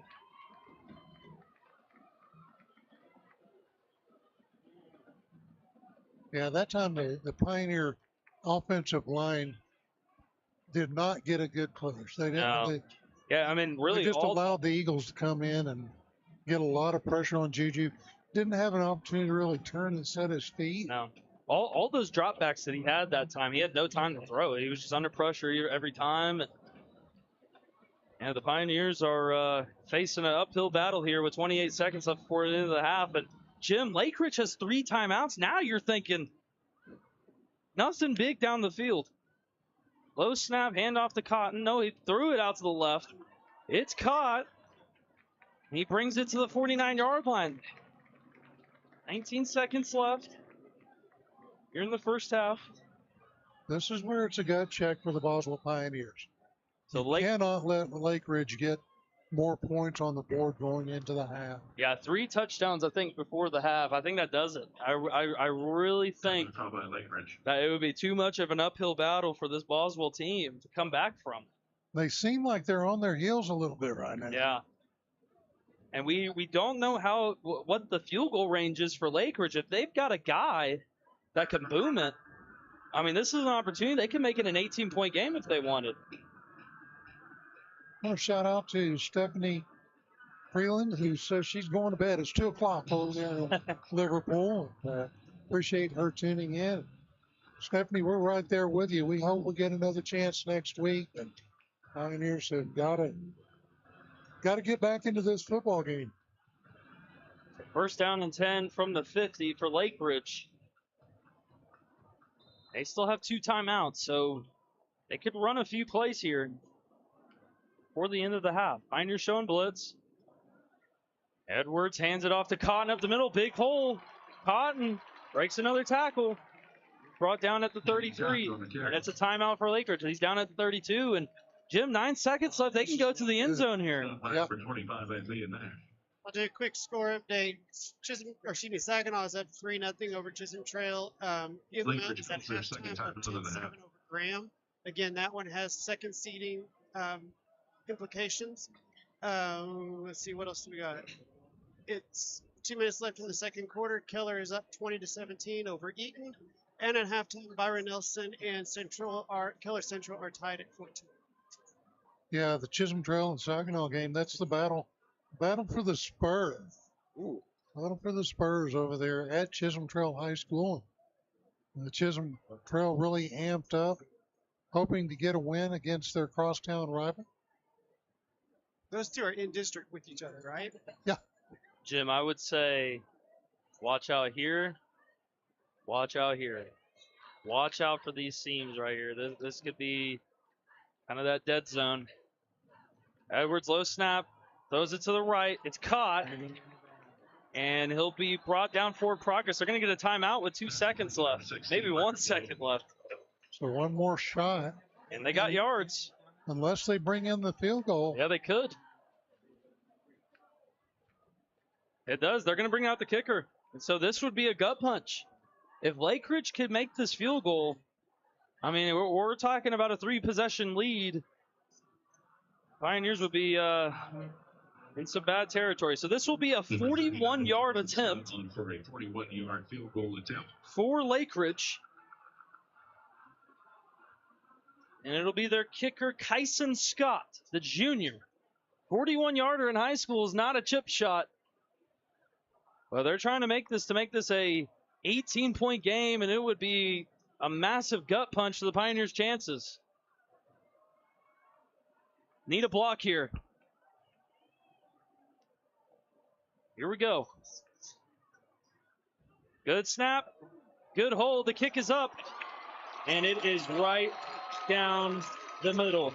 And Lake Ridge will take a 18-point lead into the half, and it is a massive gut punch for the Pioneers, where Lake Ridge took over at their own 30-yard line with 19 seconds left, and it took them 18 seconds to get in field goal range for a 41-yard field goal. So that will do it. We'll bring it over to Jim for the start of the halftime show. Jim?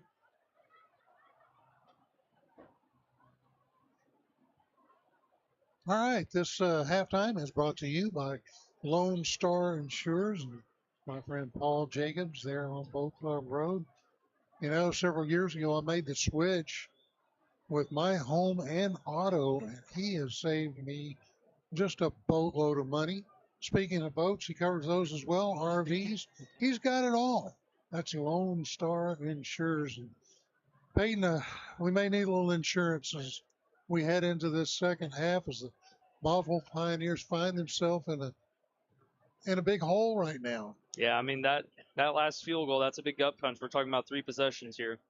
I mean, that's they're not out of it, but it's going to be a tall task where they've got to get, you know, we're talking about 3 scores and probably 2 stops in between that to get right back into the football game. So it's going to be an uphill battle the rest of the way, and their playoff chances are slipping. Well, we may have to bring in the other 3-headed monster for the Boswell Pioneers. You see those guys there, and some pretty good quarterbacks in that bunch. Yeah, I mean, but there's that one that's retiring after this year. He's leaving the other 2.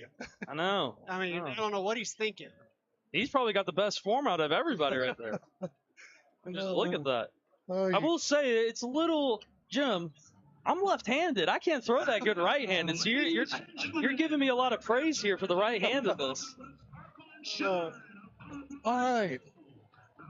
So we are going to go ahead and take a break as we bring you the halftime performance. When we come back, we'll break down that first half and talk about what we expect in the second half. Stay with us here on your home for Boswell football, Boswell Sports.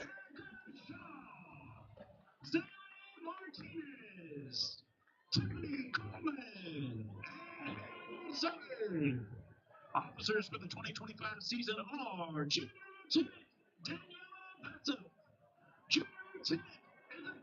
Costa, Steve Trent, and your major, Jamina Gamu. goes under the direction of Amy Hurst and Assistant Director Noelia Allsbrooks. Award winners for tonight are Rookie of the Week, Ivana Cantu, Man of the Week, Zaylee Martinez, Spirit Member of the Week, Daniela Vessa. We hope that you enjoyed tonight's performance by the Pure Gold Dance Team.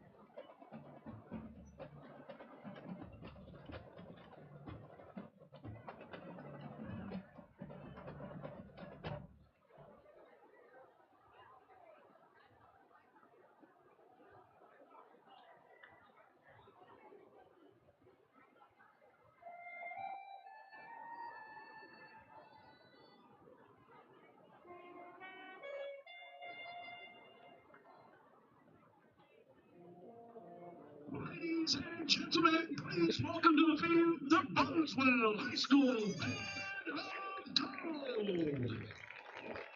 The Band of Gold is under the direction of Mr. Joshua Stewart, with assistance from Mr. Stuart Spoon, Mr. Dylan Teal, Mr. Tyler Orbison, and Mr. Marvin Alexander. The performance success of the Band of Gold is driven by its middle school feeders and their directors, Dr. Ben Schaefer and Miss Taylor Ely from Wayside Middle School, and Mr. Scott McLean and Miss Carissa Hamilton from Creekview Middle School. The Band of Gold students in Section 8 are the phenomenal members of the 2025-2026 leadership team. Tonight, the Band of Gold will be performing their 2025 contest shows someplace, somewhere. Drum majors are Miranda Clayard, and Daniel and Tiny Pazaroni. Drum majors, is the band ready?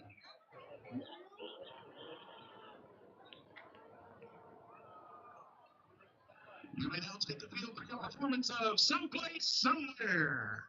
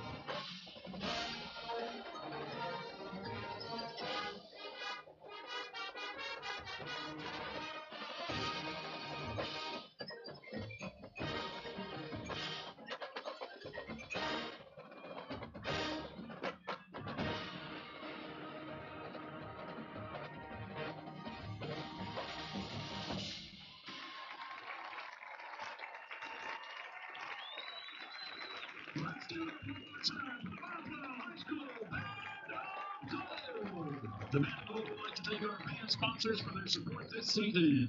Running, Dr. Church and Associates Pediatric Dentistry, Raising Kings, Sticky's Barbecue, and Red Tech. Best wishes to the Lake Ridge Band.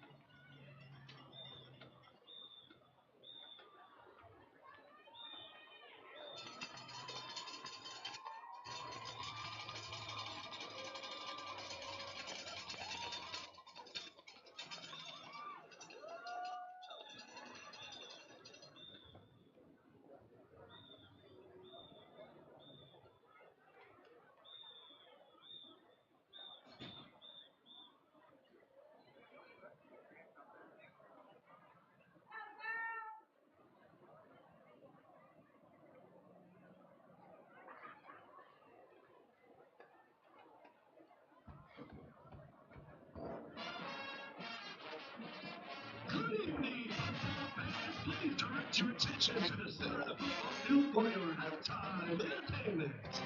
Here are the field winning varsity Eagle Elite Drill Team and Eagle Marching Band. Please make some noise and join me in welcoming them to the field. Under the direction of Amy Harris and John Premier, the Eagle Elite Drill Team are proudly sponsored by Mike Bradley State Farm Insurance, Williams Family Impact Fund, All Day Damage Generators, Cargo Express, and Stacy Penny Realtor. Mansfield ISD All-State and team members are Chloe Wynn, Aaliyah Wynn, Leah Patel, Caitlin Dawn, Rio Nimmons, Leah Graham, Kristen Lewis, Bella Cullen, Leona Higgins, Emily Westbrook, Riley Moore, and Lauren Payne.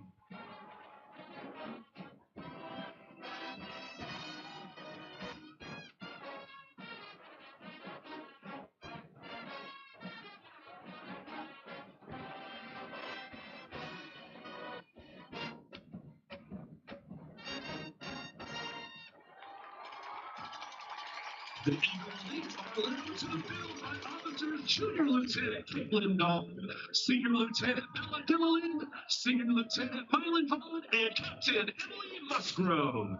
The Varsity Eagle Elite Drill Team Social Committee members are President Corinne Doleal, Vice President Trinity Carter, and Social Committee members Malia Williams and Jordan Sampson. The Dancer of the Week is Reagan Bailey. Spirit Girl of the Week is Sonia Mooney. Director's Choice is Alina Wynn. And Artist of the Week is Hia Patel. The Eagle Elite will now perform a field kick routine to Hot to Go, choreographed by alumni captain Brooklyn King.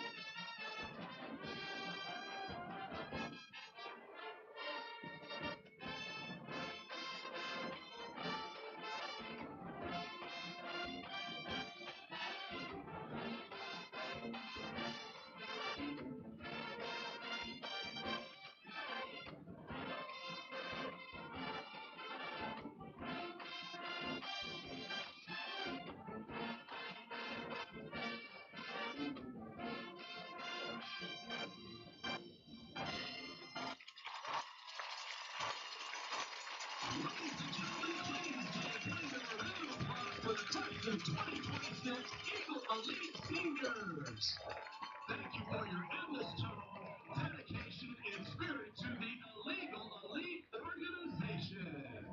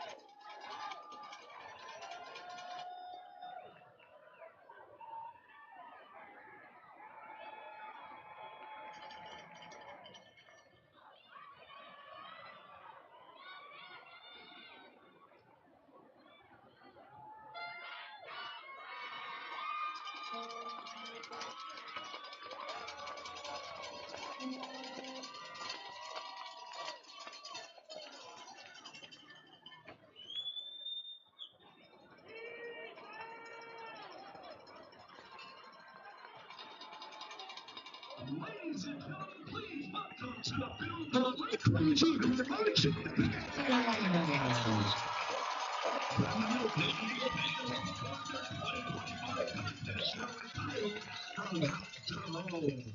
Now, under the middle direction of senior drum majors Ella Vincent, Ricky Wynn, and Ian Milan, and junior drum major Tuck Lee, the Lake Ridge Eagle marching band.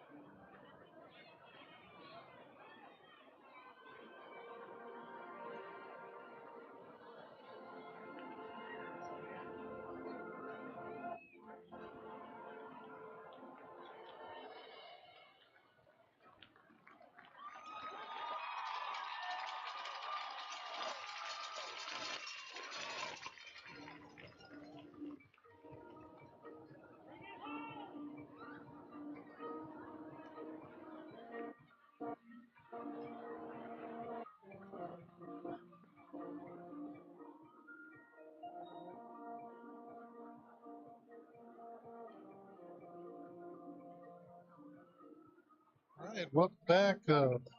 Hope you've enjoyed that halftime show. And looks like we may have some first half stats for you as the Boswell Pioneers. You look at it there, 189 yards. Well, I think that's split. Should be 19 yards passing and 189 yards rushing versus Lake Ridge, which is 96 yards. 96 yards rushing, 267 yards in passing. And then pretty close on first downs, 13 and 15. Each with one turnover. And the other stat there, it's been a relatively clean football game as Lake Ridge has one penalty for 15 yards. And those stats provided to us by the Dallas Morning News. Appreciate that as well. And Peyton, we got another half of football to play here as the Boswell Pioneers trail by 18, down three scores. And they're going to have to come out quick, and they're going to have to come out really hard because they've got a huge mountain to climb. Yeah, it's a bit of a gut punch, Talent.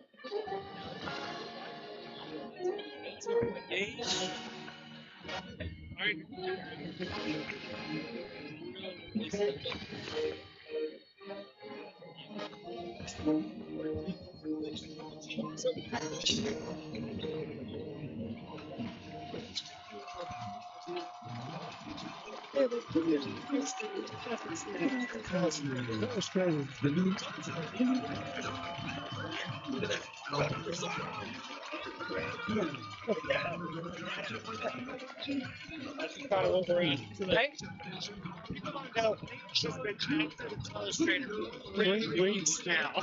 I mean, look at this thing. What you can do in here, you can add counters. Like, man, we got 4, 5, 6, 7, 8, 9, 10, 11, 12, 13, 14, 15, 16, 17, 19. Just so many The goal for next year is that students illustrated and history played at the same time. Look at this, they're spotlighting people on the field, but boy, I mean, look at this. We can even. I want to take a closer look. I want to take a closer look over here. That's where you bring the bench bar. Yeah, we need to crack that out in the second half. We got a skinny pulsing arrow, a vision cone. I mean, man, it's just unbelievable what technology can do. And we're trying to get Jim to reconsider and come around for another year because of it. I'll tell you what, you're making a strong case. All right, we're going into the second half here. Again, the Pioneers with a huge mountain to climb as they are 18 points in a hole.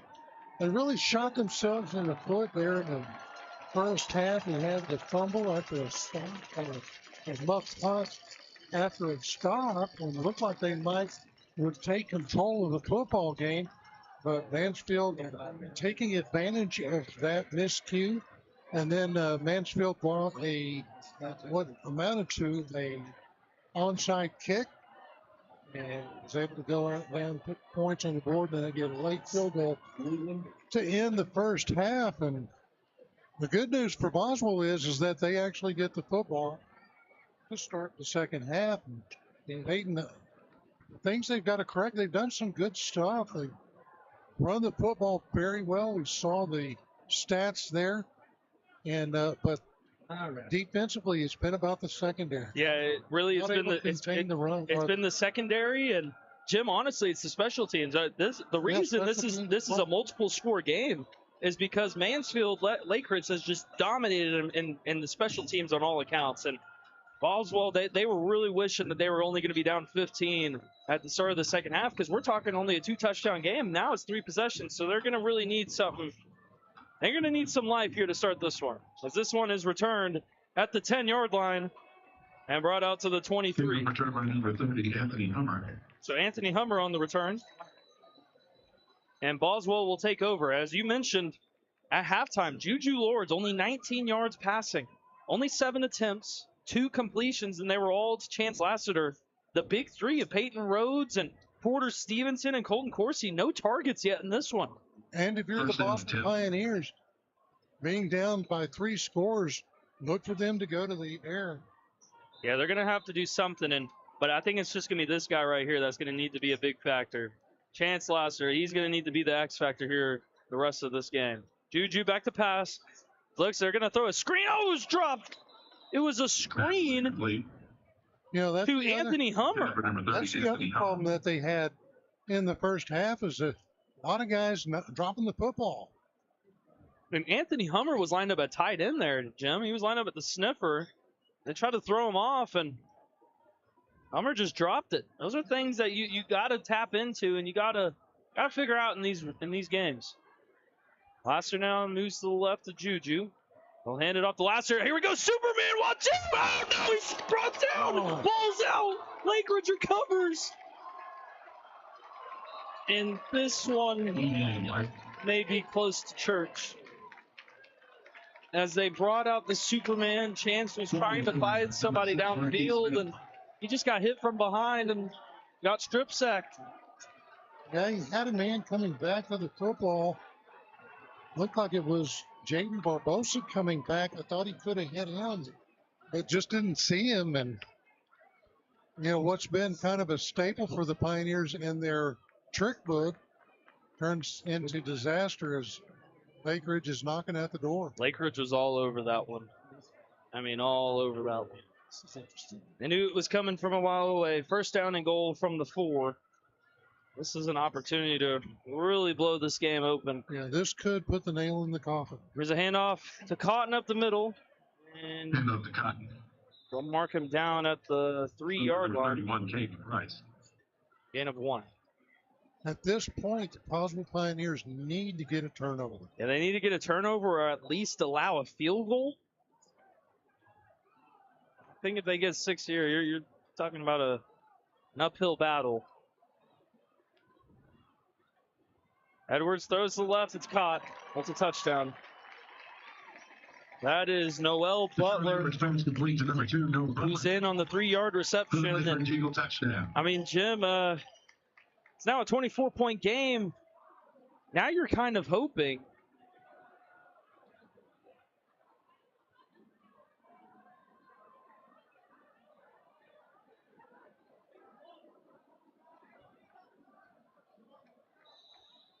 So Lake Ridge is going to kick the PAT, and this is actually a big one. This will make it, for sure, a 4-possession game. And the PAT is good. So now it's a 25-point lead. The reason for that was they would have missed that PAT. It could have been a 24-point game, and we're talking about still a 3-possession game. But Ladies and gentlemen, don't forget to support. This is where that PAT the Pioneers missed earlier in the game, and it comes back to bite them a little bit. Which will be played on Saturday, January 10th in San Antonio, Texas, live on NBC. 45-20 game, and Boswell is facing an uphill battle.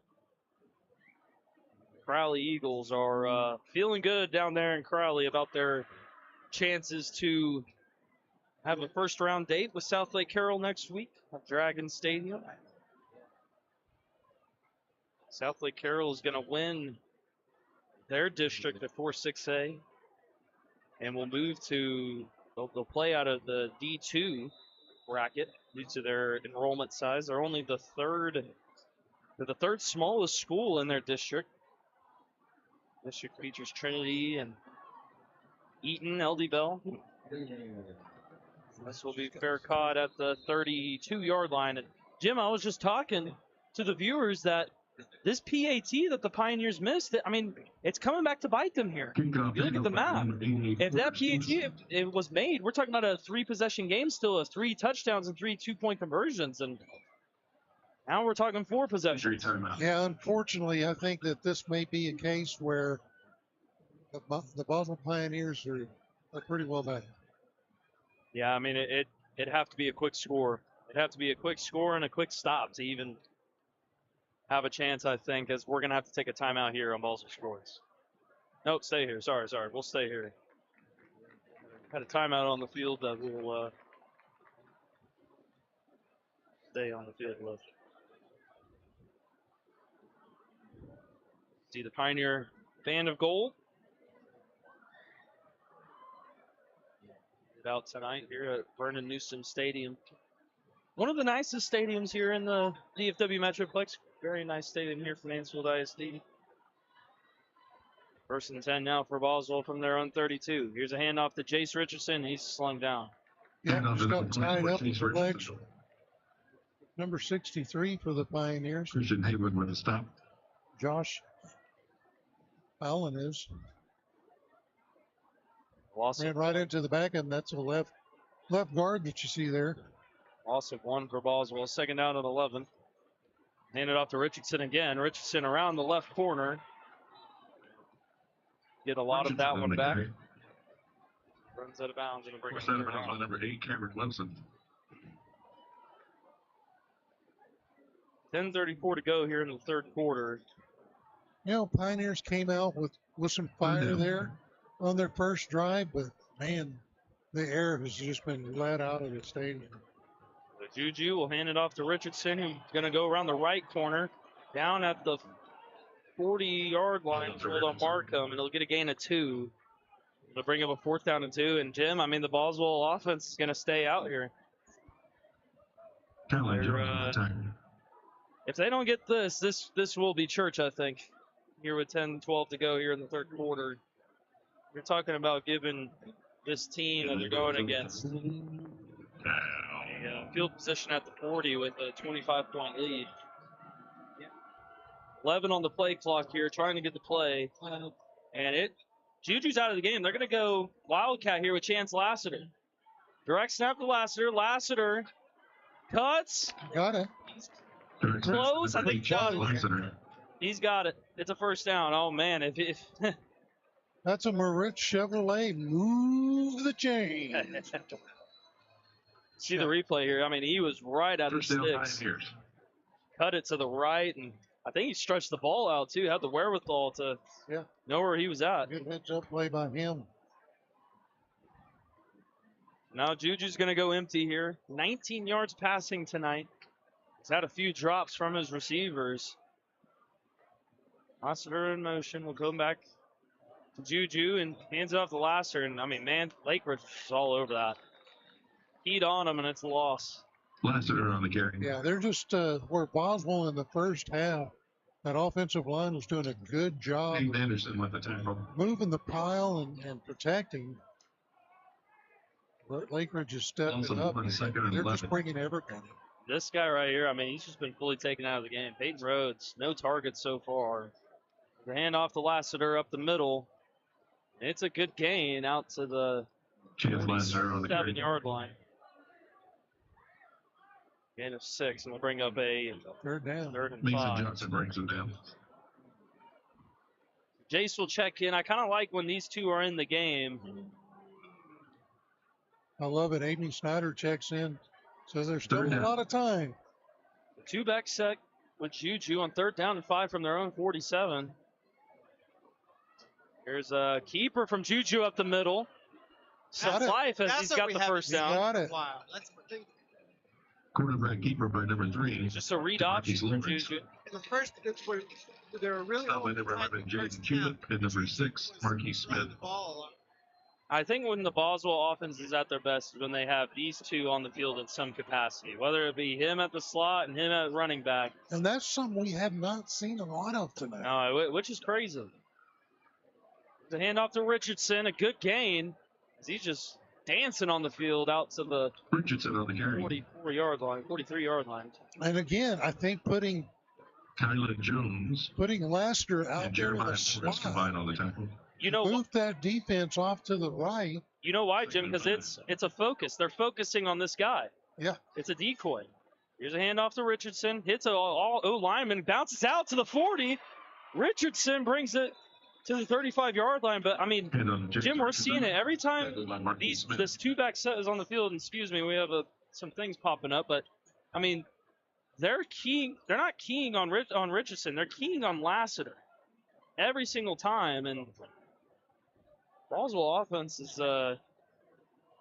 trying to take account for that. So they're going to go two back They're here going to again. put both in the backfield. Richardson goes to the left of Lassiter. Here's a handoff to Chance. Dances and gets a gain of 2. Lassiter Lassiter on the carry. good carry there. Peculiar Henry on the tackle.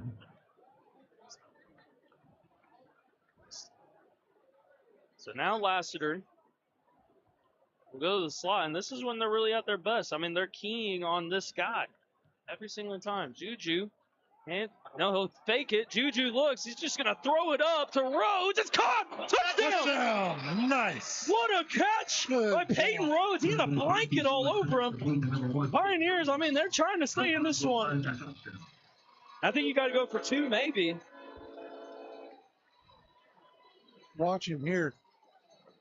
They're not Pretty going good to coverage by Lake Ridge, but just good concentration by Peyton Rhodes, and that's his first catch of the night. And Goes for 6. It's even a better ball from Juju, too, to put that in the pocket. And they could go for 2 here, but they're electing to wait for that 2-point conversion later. It comes down to it. So Boswell will kick the PAT, and it's good. So we've got this break. Just going to do a quick score break across the area. We're going to turn that black line on. Byron Nelson is up 21-14 over Keller Central. Eaton is up 24-20 over Keller. 6:31 remaining in the third quarter. Lake Ridge 25, Boswell 26. That's a district.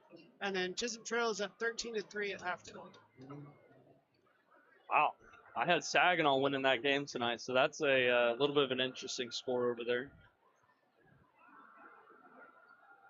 So, Jim, to fill us in on that 5A district for EMS ISD, where is Saginaw and Chisholm sitting at right now for the playoffs? Are they both going to make it? Yes. Yep, both going to make it. Looks like, Saginaw, I think, was in the driver's seat to win the district. I don't know. Real good game over there, Yeah. I'm sure.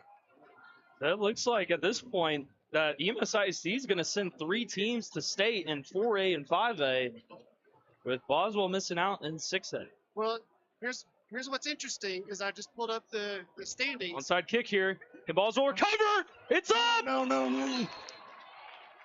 Did Boswell fall on it? No, Lake Ridge was on it. Man, that ball was up in the air, just dancing around, and a good effort from the Pioneer Special Teams unit. I missed it. If they could have recovered that, man, woo! So Saginaw is actually second. If they win tonight, they will have first seed. But Chisholm Trail, if they lose, they'll be tied 4-3 with Pascal. So there's the tiebreaker right there. What was the score of the Chisholm Pascal game? Let me see if I can pull that game up. First down and 10 for the Eagles from their home 44. Who has that head-to-head? They won 42-21. So Chisholm would get that tiebreaker. So they're in. Let's see. For the Rangers. Quick pass by Edwards out to the left. Spin move by Jaden Evans. Gain of a couple. Goes for 3 there. Coverage by number 21. And Jim, if Boston wants a chance here, I mean, they're going to have to get a stop. Got to get a stop. Got to come on this possession, I think. And they've only stopped Lake Ridge once the entire game on 4th down.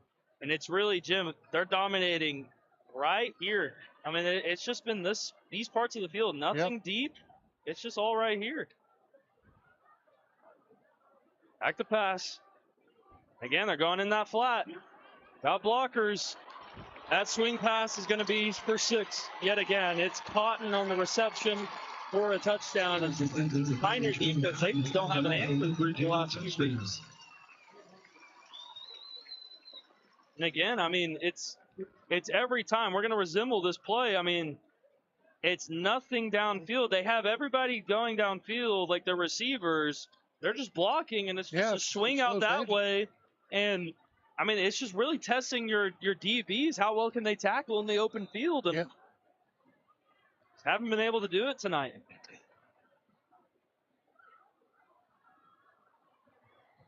PAT is good. The point answer is good. 5:40 remaining in the third quarter. No, we're going to milk it. I mean, you look at that. That PAT went just right through there, just kicked. We'll show it again. Yeah, I mean, Right there, right down the middle. Unbelievable. Hey, Chris Hayes checking in from the Halton Buffalo broadcast. And just want to publicly say thank you, Chris, and everything that you guys have done for us. And wish the Buffaloes success in the playoffs. 52-27 game here with 5:40 to go in the third. Jim Boswell's shown the ability to score tonight. The offense has not really been the issue. Well, it's those little intangibles. You know, that's the key. That's where you look at this game and you point back and you go, okay, that's why they lost. Fair caught at the 30. I'm still amazed at this Keller game. Eaton has come back again with 30-27. Wow. And remember, Eaton, the only way they can make the playoffs is if they win that game by 12 or more. So it's going to be interesting. I'd love to be at that game, Jim, as a fan, because you may be thinking, man, we're winning. We're up by 5 with 1 minute left. The game's over. No, they're going to be thinking, man, we need to go get a touchdown. We got to go score. We got to go make the playoffs. Eagle Mountain's up 16-14 with 11 minutes left in the game. First down. Here's a handoff to Richardson. He's just met at the line of scrimmage. For Jace Richardson. No gain. Second down and 10 now from their own 25. And the good thing is, Jim, Second and I mean, look at this. Rhodes. I think Rhodes is getting an opportunity. No, he's not. But these two are in the game. I mean, that's kind of going to have to be your bread and butter the rest of the way, I think. I think I would have had that package in there the entire time. Juju looks. Going to heave this one to the sideline. It's incomplete. pass incomplete. Intended for Chance Lassiter. Just good coverage. Looked like that was Jackson, Coverage by number 8, Cameron the Wilson. linebacker. Lake Ridge. We got a third down and 10 coming up now. It almost feels like now in the second half, balls are just a little bit one-dimensional. What they can do. Juju looks. He'll throw the screen to Richardson. Richardson almost fell. He keeps his feet. Richardson's got a green ahead of him. Richardson down the sideline. Look at the speed as he runs out of bounds at the 30. Jace Richardson, the home carry. This kid, next season, Jim, Braden Lyons mark on him the at the back. 28. Well, and I tell you, Richardson, I think, if I remember right, when he was on First down, Pioneers. Pioneer Sports Extra Coaches Show, he told us that he runs a 4.44. Yeah. Wow. Like 4.4 and That- 6 or something. That's college level speed. Even though his size, he's not the tallest guy, he's going to get some looks. It's down in 10, Juju. Looks just going to, great. Oh, Lassiter dropped it. That's another So, drop. so that's another drop. And look, Juju, he did everything right. Stayed in the pocket, went through his progressions. Nobody was open. Here's the replay. I mean, these are balls that Lassiter has just got to grab. He looks, nobody's open, does the check down, and it would have been a first down. He green out ahead of him. Yep, heard footsteps. Second down and 10. Low snap, Juju rolling out to the right. Looking downfield, throws on the run, it's caught. That Pass was complete to number 10, Jaden Jaden Barboza. And look, it's not going to be in the stat sheet tonight, Jim, but I think Juju Lawrence has actually had himself quite a nice game in passing the football. There's just been a lot of drops from his First down, weapons. It Pioneers. really hasn't gotten the footing and the momentum from his guys. There's a first down, though. Juju looks, throws the swing pass to Peyton Rhodes, cuts it inside and gets a couple. Pass complete to Peyton Rhodes. Coverage by They're just trying number to do 11, something out of nothing, Jaden but surprisingly, Jim, Peyton Rhodes hasn't been running a lot of these routes that he's been running all season. No, and It's that's been a been lot of his those. bread and butter. Yeah. They do have him in the slot, but They've been running around on HBOs with him tonight, and it seems to be working. Second down and 10. Here's a handoff to Lassiter. Big hole. Hands off to Chance Lassiter. Chance Lassiter has just really been running the football well tonight. Had himself quite a nice game. We'll bring up a third down and 6. Stop by number 25, Camden Kennedy. They've got to get to that 7-yard line. That brings up third down. That's the line to go. Richardson's in the game. 2nd down and 6. Juju, fake handoff, rolling out to the right. Nobody's open. He's going to tuck it and run. And he's slung out of bounds. It's going to be a sack. And I mean, Jim, there's nothing he can do. No, Nobody's open. just good coverage downfield. Lake Ridge.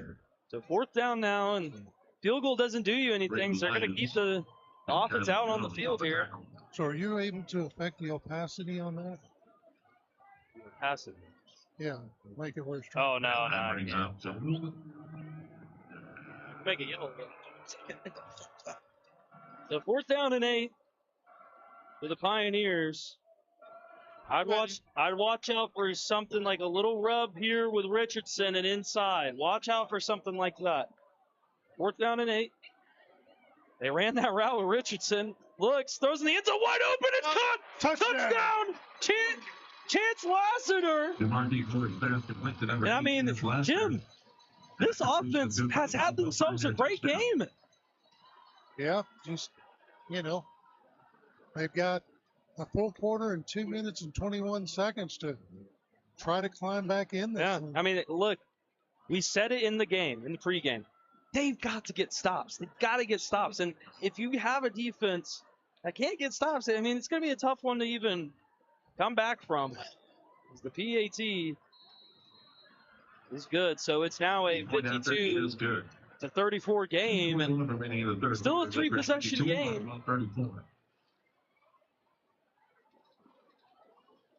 So you're running out of time. You need a quick stop.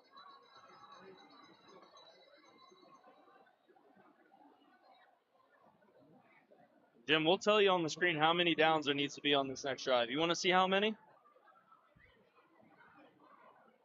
That's all there's got to be. There can only be 4 downs, I think. They want a chance. It got to be only 4 downs.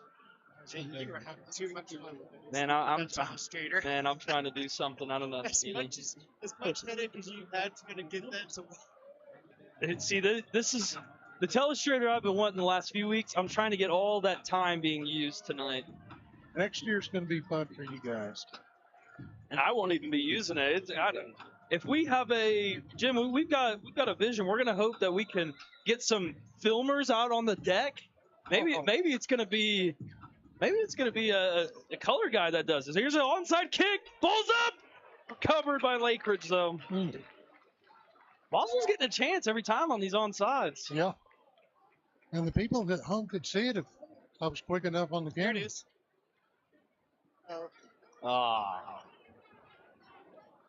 Eagles were good. 1st down and 10 for Lake Ridge. And it's just been a masterful performance for Deshaun Edwards tonight.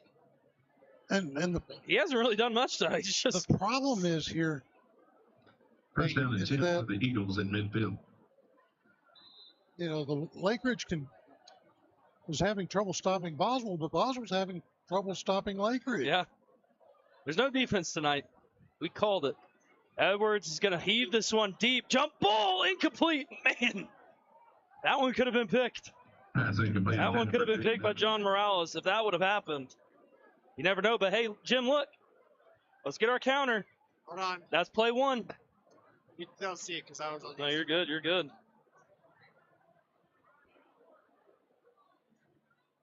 So look, we're going to keep our counter right there. That's 1. Gets a 4. Here's a handoff to Cotton up the middle. Cotton brought down. There's 2. There's 2.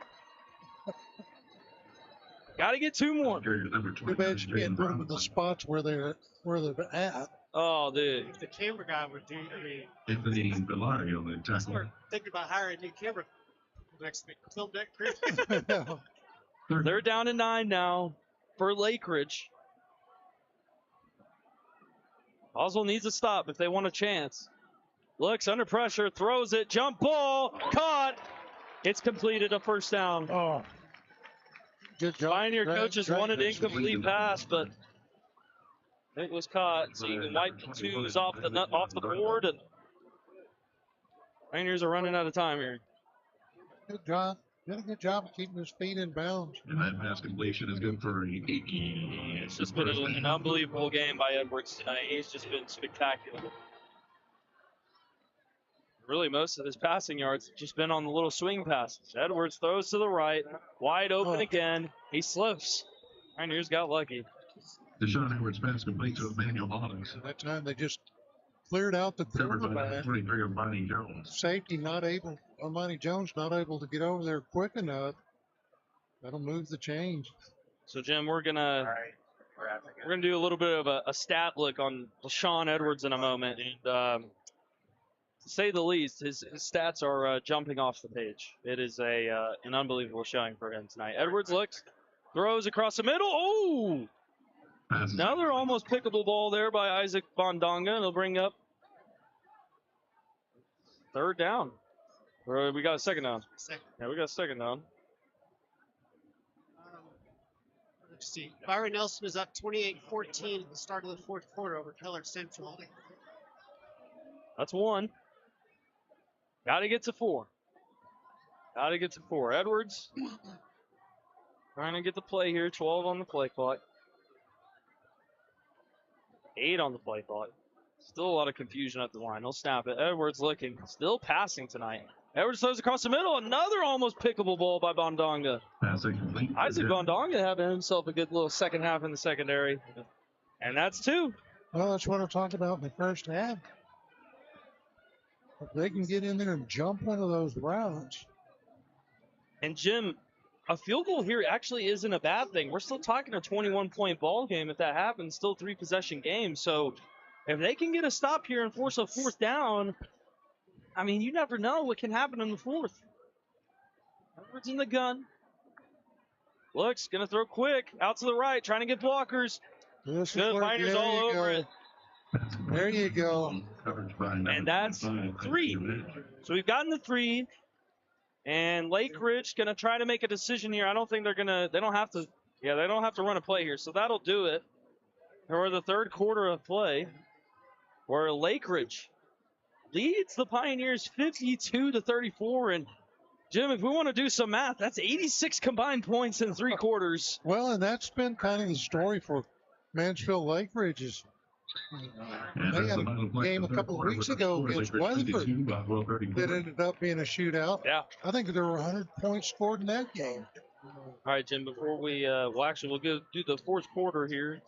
This quarter is sponsored by, for the final time, Sandy's Action Photography. That's it. Sandy's Action Photography. And we haven't said much about her, but she's down there on the field. She's taking pictures. And we'll have those up on the Facebook page. Yep, that's your Pioneer quarterbacks. Those are your Ladies and gentlemen, third, you have a fourth, chance and to fifth stop by. string. Please check out the So, Jim, Deshaun Edwards tonight. Deshaun Edwards tonight. You want to hear some of his numbers?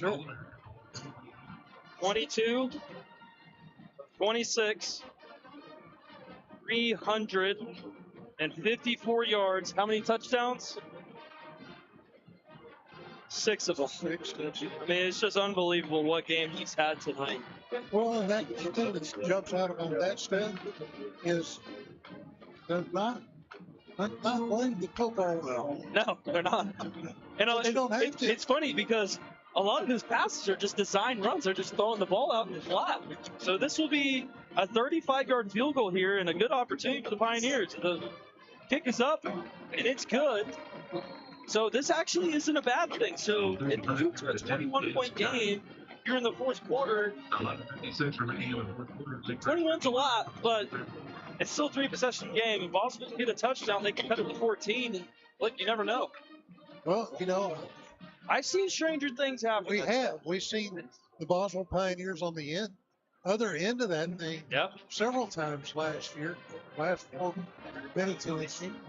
Yeah, even earlier this year. All right, Vernon Newsom Stadium is So it can happen. for one of our limited single loans. Let's get our a single loan to Miley Cyrus. Now,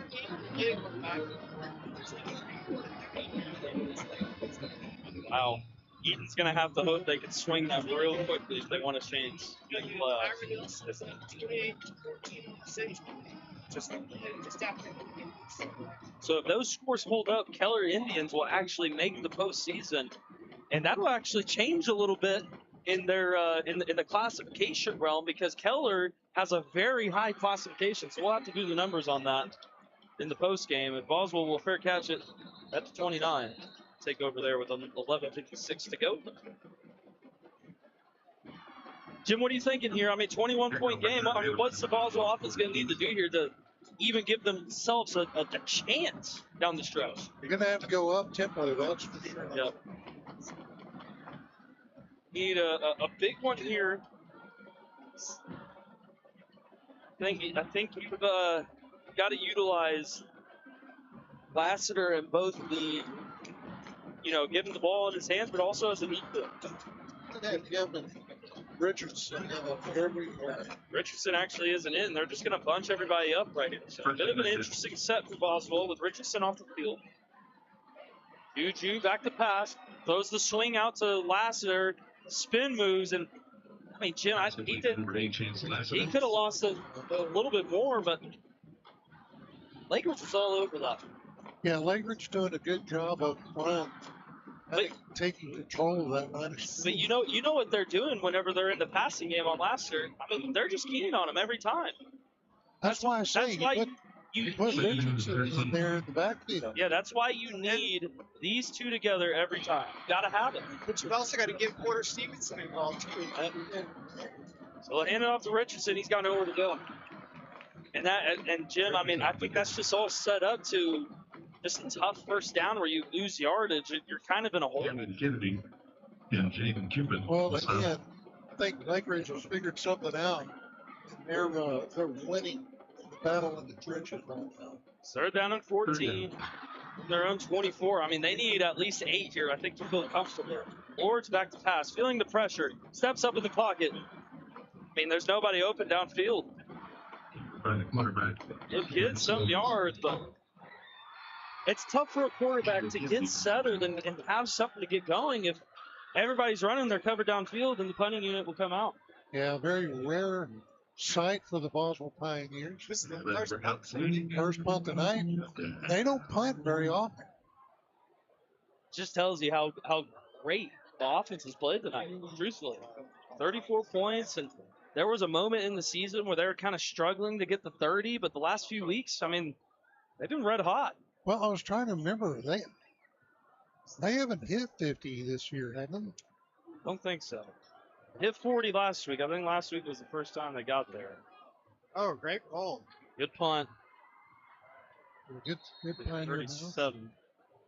Punt is down at the 37-yard line. Now this is it. You got to have a quick stop to even have a chance. Attention all 10 Two students. Yeah, 2 first downs. That'll do it. Call your mom, call your dad, call your neighbor. Get somebody to take you home. Now, Jim, speaking about PA announcers, we don't really talk about them much. I mean, but what's the biggest one you're going to miss the most? You go into retirement. What PA guy you're going to miss the most? Oh, it's got to be somebody that's just annoying enough. But do you remember? Well, we'll go back to this a little bit. I'm gonna joggle your memory a little bit. It's an old Pioneer PA announcer. It's a gain of a couple. Do you remember the old guy that went the Pioneer first down? Remember that guy? That's one of my favorites. He's no, I don't know who he was, but when I was younger, I always liked hearing that guy.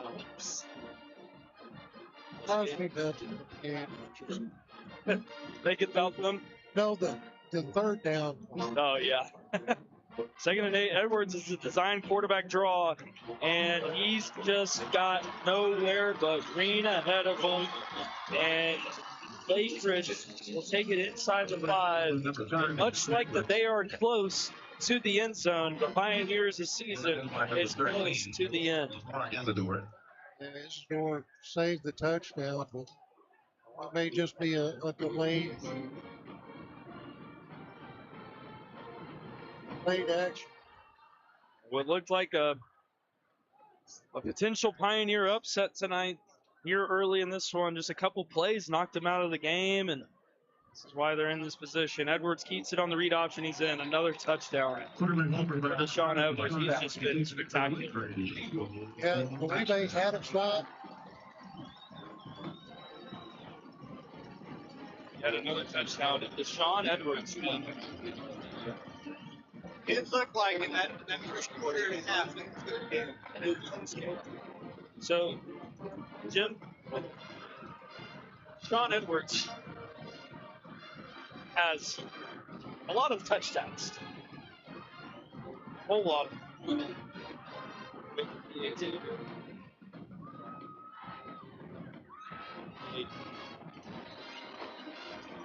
So, Jim, Deshaun Edwards has 7 all-purpose touchdowns tonight.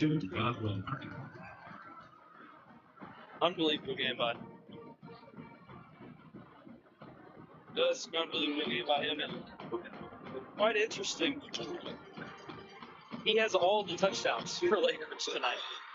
Barring any changes, of course, I would love to know who has possession in this right now in the Eagle Mountain Graham game. But Eagle Mountain is up 16-14 with 3 minutes left in the game. So it looks like Eagle Mountain will be having their holes a date with Benbrook next week. And Graham was expected to be the heavy favorite. Eagle Mountain winning, that gives them a lot of momentum heading into the playoffs. And we may have a special treat to let you guys know in the post game about Eagle Mountain. But look at this, we got a squirrel on the field. Just kidding. We got AI out here. Jim has brought AI to Mansfield ISC Stadium. Leaving his legacy as this one's fair caught at 29. Jim, how do you feel? You're leaving AI for the world to see in the game of Texas high school football on your way out the door. Hey, just real quick, Randy Edmonds checks in and says it was a guy by the name of Coon was the announcement. Oh, okay. Yeah, well, that guy was awesome. I loved him when he was at Boswell. He got really into it. You've got to be an announcer. Last name Coon or something like that. Yeah. Boswell with 8:50 left here in this one. Their season dwindling and close to the end for what looked like an almost playoff run. Juju's going to throw it deep and just missed him. It was intended for Porter Stevenson. Complete second down. I mean, that's just good coverage, but also that's a tough ball to get there and sailed him. Second down. And Jim, I mean, the Pioneers, you hate to look back at the past, but things would be looking a little bit different tonight if they would have defeated Legacy a few weeks ago. They'd be heading into the playoffs. This result wouldn't have even mattered. Yeah, it just shows the impact of plays within a game and then the impact of wins and losses on the season. Yep. And letting one get away that you probably shouldn't have. And it's going to hurt even more that a team that you beat with the same record is going to make it in over. Yeah, the team that you beat is actually going to leapfrog you with the same record. And the Pioneers are going to go from 5 to 6 tonight. They're going to fall below Legacy in the final standings. They'll finish second to last, and it just shows you the parity in this district. Juju throws across the middle. It's incomplete. Deflected will bring up 4th down. That's incomplete. And the punting unit will come out. There's a potential that this may have been the last time we saw Juju Lortz this season in the game. 4th down. And look, moving forward, I think Boswell, they have a probably one of the best cores, I think, in DFW that's going to stick around. A lot of returning starters next year with the junior class. But I think it's still going to be an uphill battle. There's a lot of question marks when it comes to where they end up and who they end up playing against. We're going to have to, and there's a high snap on the punt. It's away. Bounce at the 50, takes a Lake Ridge pop into Pioneer territory, and that's what they'll take over. But Jim, I mean, here's a list of teams that I think is almost a given are going to be in Boswell's district. We've got Aledo. We've got Granbury. We've got Weatherford. Those are teams that are going to be in their district for sure. I think he's throwing Crowley, throwing North Crowley. That's fine. Yeah, I mean that's five. That's 5 teams. Someone's almost both there. Yeah. I mean, those are some quality opponents. It's going to be an uphill battle, and no telling who the other remaining teams are going to be. As this one is caught towards the left side, and Jim, they could go to the Keller schools. They could throw in Central, Keller, and Timber Creek, which would be. You could throw Haltom in there. I mean, Speaking of Hazel. if Hazel goes to 6A, yeah, that could be a possibility as well. looks like I would say Byron Nelson's got it locked up. 5 minutes left. They're up 35-14. So Central is essentially hoping that Eaton wins now, but not by 12. So We've got everybody listening, watching. Yeah, but they're watching. Yeah. To watch this game to see See what they see how it ends up. yeah, the Crowley Eagles are going to have a first-round date next week against South Lake Carroll at Dragon Stadium. Yeah, that's not a pretty sight. Yeah, South Lake Dragons, they actually, they're always state championship contenders, but man, they look like a dominant force at D2 this year. And here's a draw up the middle. Don't think it's Deshaun Edwards. It's actually the backup quarterback, Nolan Conrad. And Deshaun Edwards, after an unbelievable night, he's checked out 7 touchdowns. 6:20 to go.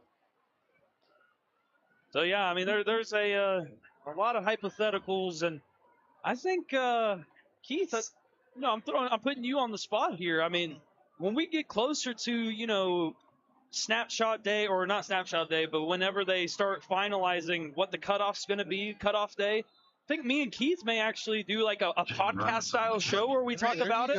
And then I think in February when we find out the districts, I think me and Keith will also hop on during that time and kind of give a live reaction. Maybe throw in Jim. I think Jim has an opportunity to talk a little bit about it as well. And we could also tap into, other people around the district and area to kind of, talk about what's happening. So that there's a lot. Chris Hayes involved? Chris Hayes involved. Yeah, I think there's a lot of. We're making plans on the spot here, but I think there's I don't think that this is going to be the last time you hear our voices until next August. I think there's going to be a little bit more of a presence that we want to talk about during the off season with playoff movements, what happened during the season there. Yeah, if we get our potential on board, there's a kind of talk about what's going to happen with next season. So there's a lot to look forward to this off season, and I'm looking forward to watching this thing next year on the big screen. Well, Jim, Peyton and I have got some other things that we're trying to put our feelers in, wrap our heads around.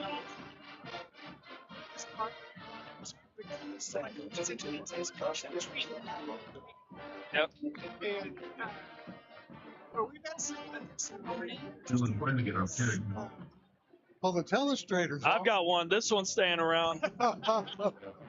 Instant replay staying around. Yeah, instant replay staying around. And, Keith, the only thing that's left me and Keith, we want to potentially bring on whether it be people in internships, to be cameramen, or if anybody is listening to the broadcast, if you have an interest to join Boswell Sports next season, shoot us a message in the Facebook group, or message me and Keith Diamond privately, or even message Jim. He'll be able to forward your contacts along, and we'd love to continue this thing going with people that love Boswell sports and Boswell football, and we're opening the door. If anybody is interested, just please reach out, and we'd love to have you on board and with us. It's a lot of fun. I've been doing this my 5th year now, and when I started 5 years ago, we talked on Tuesday about how the first thing when Jim invited me into his house, and we went up to the 2nd floor to do the first Tuesday night. My super secret location. Super secret location. Sorry, my bad. But the very first thing that anybody ever said to me is, "There's one rule: don't talk over Jim." Yeah. And from there, I thought, "Oh my gosh, what am I getting myself into?" But this is something I look forward to every week. Me as well. And guys, whenever I was in, this is going to be a touchdown for Lake Ridge. Get it to close to 70. But guys, when I left Texas for that year and missed out on that 2023 season. I did a couple of games with you guys before I moved to Florida. Man, I was really bummed out. I really missed being with you guys in the last few years with you, Jim and Keith. It's just been unbelievable. It's been great to get back in the saddle. And when I moved to Florida, I didn't think I was ever going to broadcast again. Then when I had the opportunity to move back to Texas, I knew I had to stick around and come back. And Jim was grateful enough to bring me back. I really enjoyed it. I'm just ready to keep this thing rolling and continue to bring Pioneer Sports to the homes of all of you and across the world and in Saginaw. And look, our biggest thing is we're not going to be sellouts. We don't ever want you to have to pay to watch Boswell football. This is going to continue to live on YouTube and not on any third-party platforms where you're having to pay for anything. We want to continue to keep this free and watchable for what Jim has really made this all about, bringing this to people that can't make it to the game or really just want to stay at home and hang out with the kids and watch the game. Yeah, promoting the kids. This season didn't go the way that we wanted it to. Certainly wanted the Pioneers to make the playoffs. They got a good core, like you said, but bottom line is it's about these guys out here right now who put in all this work. And, sometimes you get out there and you make the playoffs and you go 4 rounds deep, and sometimes you win one game and you miss the playoffs. Yeah. But the fact is I hope, and my sincere hope for those kids out there on the field right now is that they're having fun. That's always the goal. And for the few seniors, there is a lot of seniors on this team. John Morales, Jake Barbosa, we've got Arius Lycan, Colton Corsi, Orion Yedla, Nate Rosales, Anthony Villery, Austin Lacey, Alan Howell, Kyler Davis, Braden Neeson, that's going to be a big loss, Christian Groff, Jordy Ochoa, Marcus Villarreal, Edwin Porter, Gabe Hernandez, Porter Stevenson, and Ashton Davis. Those are guys that we want to thank you for putting your heart and soul into Pioneer football and making it fun for us old guys up here to enjoy calling your games. And man, we're going to miss Meeson up here in the booth. Yeah, I wish Meeson was just a junior to play again. Because I was thinking about booking a trip to Liverpool and watching the game. How cool would that be? Me checking in from Liverpool, England, watching a football game with Stephanie. See, next year Jim is going to be, we don't know where in the world Jim is going to be, but he's going to pop into the chat and he could be on a cruise in the middle of nowhere. He could be in Spain. He could be in New York City. We're not going to know where Jim's at, but he's going to let us know. He's going to be Mr. Global. Mr. Worldwide is your name now. Kind of the worst one. So, Mountain is going to lose this game. Wow. What? It's 12 seconds left. Graham has just scored. It's 20-18. 20-18. Wow. That is unbelievable. That's tough. They're going to remain in the 3 seed out of their district. But, Keith, I've got some good news for you. Benbrook's the 2 seed. Who? Benbrook is the 2 seed. So Eagle Mountain's going to face Benbrook in round 1 still. Oh, really? Yeah. So if they take care of business against Benbrook, they're going on to the second round. Now they're going, and look, as we remind you, Eagle Mountain defeated Benbrook earlier in the season, 46-15. That's right. So Eagle Mountain is going to have themselves a familiar opponent, which can always raise a little bit of red flags because the team's familiar with you. Yes. They're going to have a familiar opponent. And when we get to the 2-minute timeout, me and Keith actually have a surprise announcement for you guys. The 2-minute timeout this year. So you brought Diggs. Is that your name? I haven't brought Diggs in. We still don't have any guys. So if you are interested, let us know. But me and Keith next week are probably 95% sure going to be heading to the Eagle Mountain Benbrook game. We don't know if Jim's going to join us yet. We're trying to get him in the booth with us. We'll see what happens, but yeah, we're going to be heading to that Eagle Mountain Benbrook game round 1, wherever it's at. And that, yeah, because up to this point, we thought it was going to be right there in our backyard at Eagle Mountain. But now we could be going down to Benbrook. Haven't talked. Hey, we're gonna see what happens, but we're gonna enjoy that. We're gonna hope we're there and we're able to do it. Just some more scores now that we got some time. 5 minutes left in the game. Byron Nelson 35, Keller Central 14. That hasn't changed. He is up 38-34. That's against Keller. That's just going back and forth, back and forth. And there's 8 minutes left to go in that game. On the punt, number 6, Liam Boswell will Stern. punt this one away. That was the final time. We'll see Juju Lords and Jace Richardson, along with Chance Lassiter, for just a few months. We'll see them in August again for their senior year campaign, and the expectations for them are going to be exceptionally high. Yeah, that's what I was talking about. You know, they got a good core, a lot of younger guys on this team. We got some good sophomores and Lonnie Jones. And then your running backs and quarterback, well, they're juniors as well. So, you know, they got a pretty decent year next year. But it all depends on where they end up, where they land. I would like, personally, the UIL, or whoever makes those decisions, create a district that had South Lake, North Crowley, and Lido, Byron Nelson, all in that one. That would be scary, Jim, because we'd be sandwiched in it. We'd have to go join them. Basically, you didn't even play for the first one. Yeah, that'd really be it. Yeah, there's going to be a lot of question marks, and I think it's a given at this point. Boswell's going to be with Alito again, which will be cool. See our old Bearcat crew again, and used to be some old games back in the day. Maybe the Pioneers can end the streak. Love to see that. I know Jim would be at home very bummed out that he would miss that. We'd have to call Jim at halftime if there was a lead. Jim, we need you up here, man. Quick. Another kneel down, and Jim, I'll hand it to you. Your last minute 05 to go of your broadcasting career. I mean, what a run, man! What a run. Yeah, it's been 20 years of fun.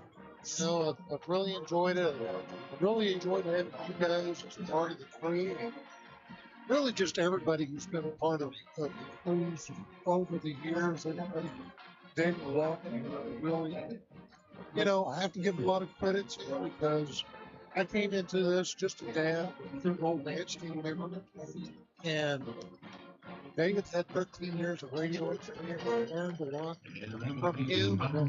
You know, the craziness of Steve Paul's all the calls in the week. And then Cliff Foster and what he brought to the table. We appreciate your attendance in tonight's game of the Snowball Pioneers Ridge Eagle. Please join us. Hey, you just been.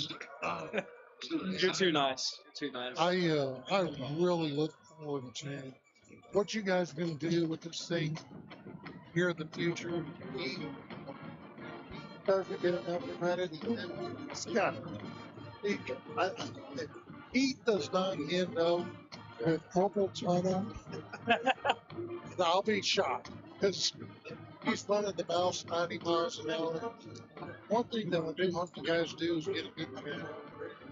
Because You're good, Joe. What you do, so remind you guys, Jim is having to look at a play and worry about changing channels with 3 different cameras and manning the camera at the same time and then think, oh man, what happened on play, and provide an analysis. So it's a little bit tough. So yeah, we're gonna try and make it easier for the next guy and have a videographer and kind of try and make this a little bit easier. like I say, I'm pumped. After seeing what you've done with the telestrator and then all the AI stuff that we've been able to incorporate, I think maybe I called it church a little bit too early. I think you did, But, especially with this junior class, man. I mean, yeah. but you know what? It's been fun, but it's time. It's time to pass the torch and Sandy and I have had a wonderful time doing this thing and met some great players over the years. To see those kids come out here and kind of grow up and then go on to be wonderful human beings. There's one of them right out there around the S and MISD, Trayvon Reeves, who played for the Boswell Pioneers. Yep.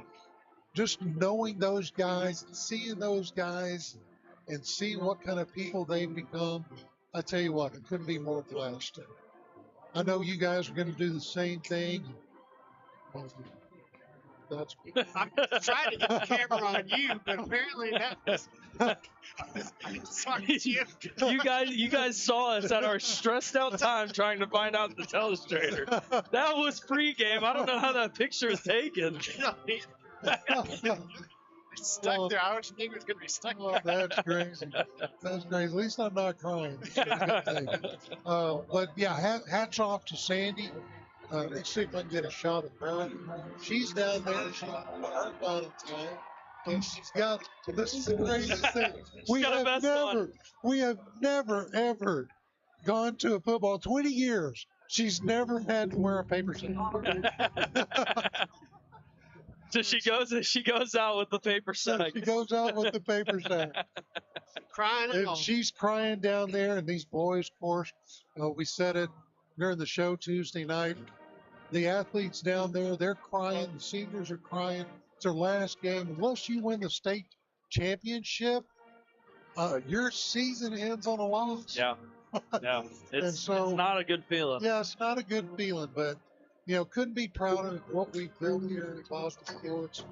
And I really look forward to what you guys do with it, see how you improve it. I can't say enough thanks to you. I can't say enough thanks to the community. 100%. There's a lot of groups that come in and they try to set something up like this. They get no support whatsoever. They lose interest and they go away. Yep. And I think about some of the programs that we helped build. Tony, Halter, Springtown, Alvarado. A lot of those guys are still going strong. Pretty proud of that.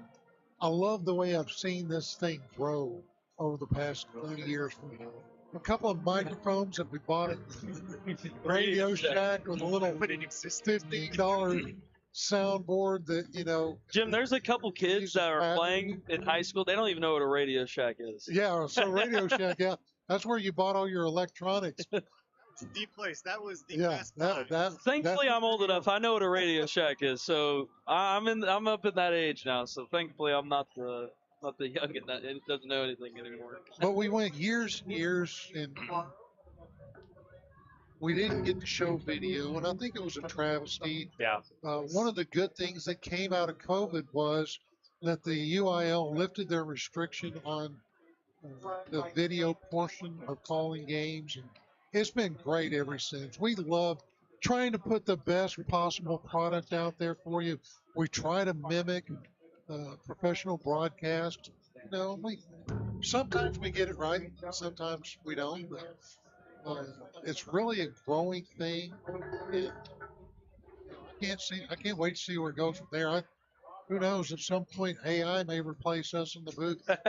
There is a chance, and Jim's going to be at home. I'm worried about Jim because if we don't do well next year, Jim's going to be in his secret dark location, and he's going to be poking in the numbers. And about week 6, we're going to be like, why is Jim not on the broadcast? And then come to find out, 2027, Jim's going to say, sorry, guys, I've created an AI of 3 broadcasters, and they can control the cameras, follow the ball, switch and everything. We don't need you anymore. You're destroying my brand. So I'm a little worried about that, Jim. I'm a little worried. I tell you, I also have to shout out to our sponsors. Amy Snyder, still in there, still in the chat room, chatting it up with us. And, she has a love for the Boswell Pioneers and certainly for our broadcast. She's been so supportive, her and Justin both there at Red's Barbecue. And man, I tell you, you couldn't ask for a better hometown business than Red's Barbecue. I'm going to miss those guys. I'll still go in there because I love Red's barbecue. I love eating Red's barbecue. I'll probably come out to a coach's show maybe once or twice. But and then Paul Jacobs, who has been there from the beginning, man, that guy really helped us out. And I just love Paul and what he has done for the program. And then Sandy's action photography. She'll still be behind the camera doing something, and who knows? Maybe you'll see her shooting senior pictures. Not tell you what it is. I don't have anything for you to sit down. But you think the sponsors I explain right now to show people their gratitude that they even have just for you doing this just for the kids. I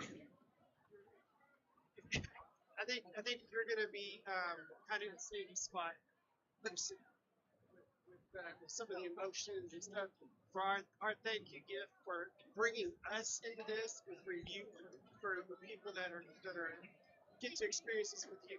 We've got something special in the works for you. It just came about too late in the season, and but come football bagel time, we're gonna treat you to what you've treated us to. Well, I appreciate you guys and love everybody, and I will always be a Pioneer. Blue, like I said the other night, I bleed blue, gold, and white, and again, I can't wait to see it on the big screen. I've always wondered what it looked like live on the big screen. So I'll say this, Jim. This may be your last broadcast as a full-time broadcaster. We're gonna try to bring you on for some guest appearances. I think. I think. Can you promise us that? We need some guest appearances on a one-off. We need it. We really do. Every now and then. 'Cause, we've got to take cruises too. yeah, I'll fill in when you guys go on a cruise. All right, so let's talk about this one here just in review as we are in the post-game show. And this post-game show brought to you by Amy Moody and Keller Williams Realty. The Pioneers came out. They came out on fire. It looked like it was going to be a back and forth, kind of like last week. We thought it was going to be a deal where the last team with the football scored. Pioneers made a couple of mistakes that really cost them in that first half. Yep. I think that energized Lake Ridge a little bit. I think Lake Ridge came in flat because they knew they couldn't change their destiny at all, and it energized them. They were able to get a couple of touchdowns ahead, 2 scores ahead, and the Pioneers came out again in the second half. I think they were energized, but man, that turnover was just a killer. Man. Just a killer. Yeah, it was tough, and it's one that Boswell's going to wish that they had back, because I think a couple plays went their way in the first half. This could have been a whole different ball game. I really do. Really do. Yeah, the muffed punt, I think really, if you point back to this game, that's where it started. That's where it started. The muffed punt, and then when they recovered the fumble and didn't get a touchdown out of it or even points on their offensive possession, that was also a lot of a gut punch right there for them. And sometimes it's just a couple plays, and then those couple plays lead into a complete domination by Lake Ridge in the second half. But man, that offense for Boswell, a lot of bright spots and bright future ahead for those upcoming seniors. Really, really think so. Yeah. Well, Keith, let's talk about our players of the game, shall we? So I'm going to go offense. I'm going to go Juju. He seemed to really have a pretty good game. I think those turnovers that we just talked about definitely were dead roadblocks, if you will. But I also noticed too, Juju tended to come out, was not as much of the running attack there towards the end of the first half, beginning of the second half, and I think that really kind of reset the tempo a little bit too as well. And so, but I still think Juju had a big impact on the game. I lost track of defensive player of the game at some point, just trying to keep up with everything. So that's what I got. Okay. And Peyton? Yeah, I think for me, my offensive player of the game, I got to give it the Chance Laster. I mean, he was really, I think, that backbone in both the running and passing game tonight, and him and Jace next year are going to be very, very scary, and in whatever district they go up in. And Juju Lords, he's also a guy that despite a couple of drops that happened tonight, I feel like he had a really good game as well. So those are kind of two honorable mentions. And as we've got some low battery there, it was quite funny. But Chance Laster, man, I mean, he's going to be, I don't know how it's going to play out, because he was the starter, and then Jace took it from him, and then Chance kind of got it back towards the end, and I don't know what's going to happen, but I think there's going to be a world next year where Chance Laster is going to get a lot of time at receiver. Yeah. I think he's going to get a lot of time at receiver. I don't think he's going to fully move to receiver. I don't think that's the smartest thing to do, because it's a good complementary back with Jace.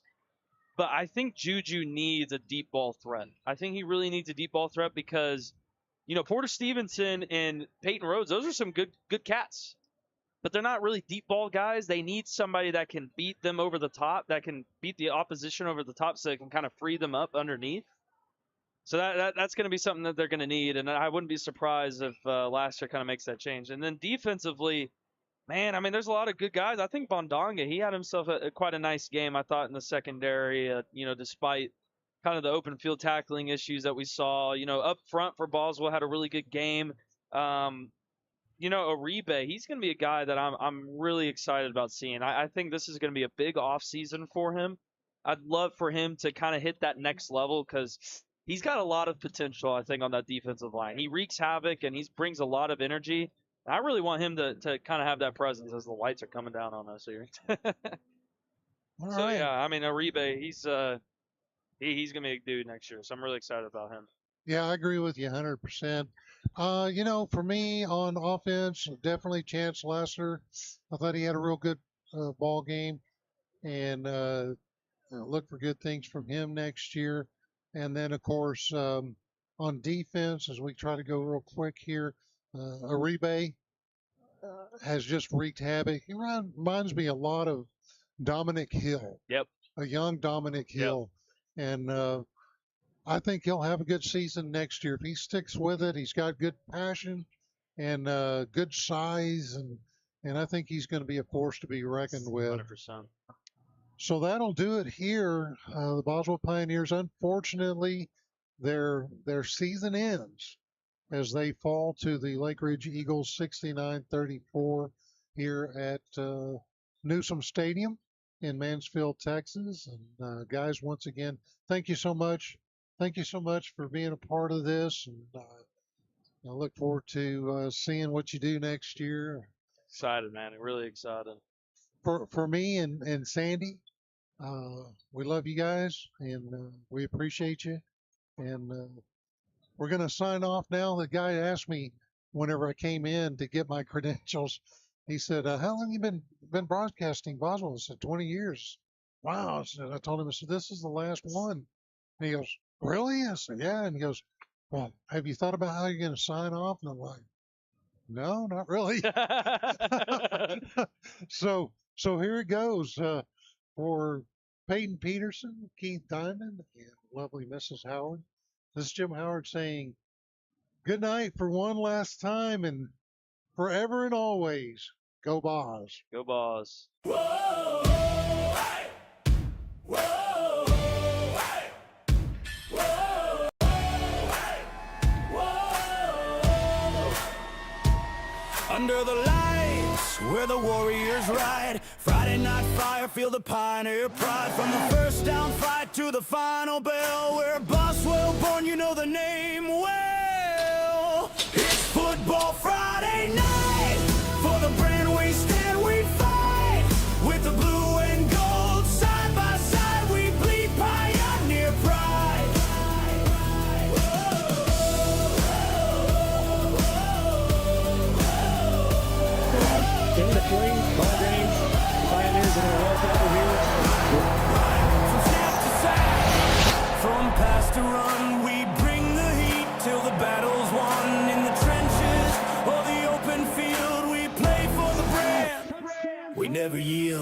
him, how it's called, brings the game to life. Peyton P with the inside cutting like a knife. Keith Demon breaks it down, tells you what's in store. Boswell's belts on the mic, who could ask for more?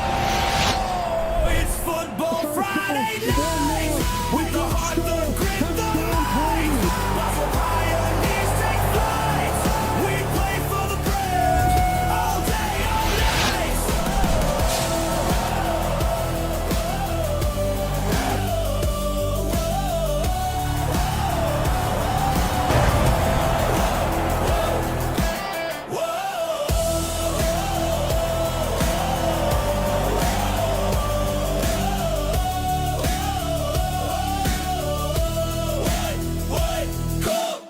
Slobber Friday night.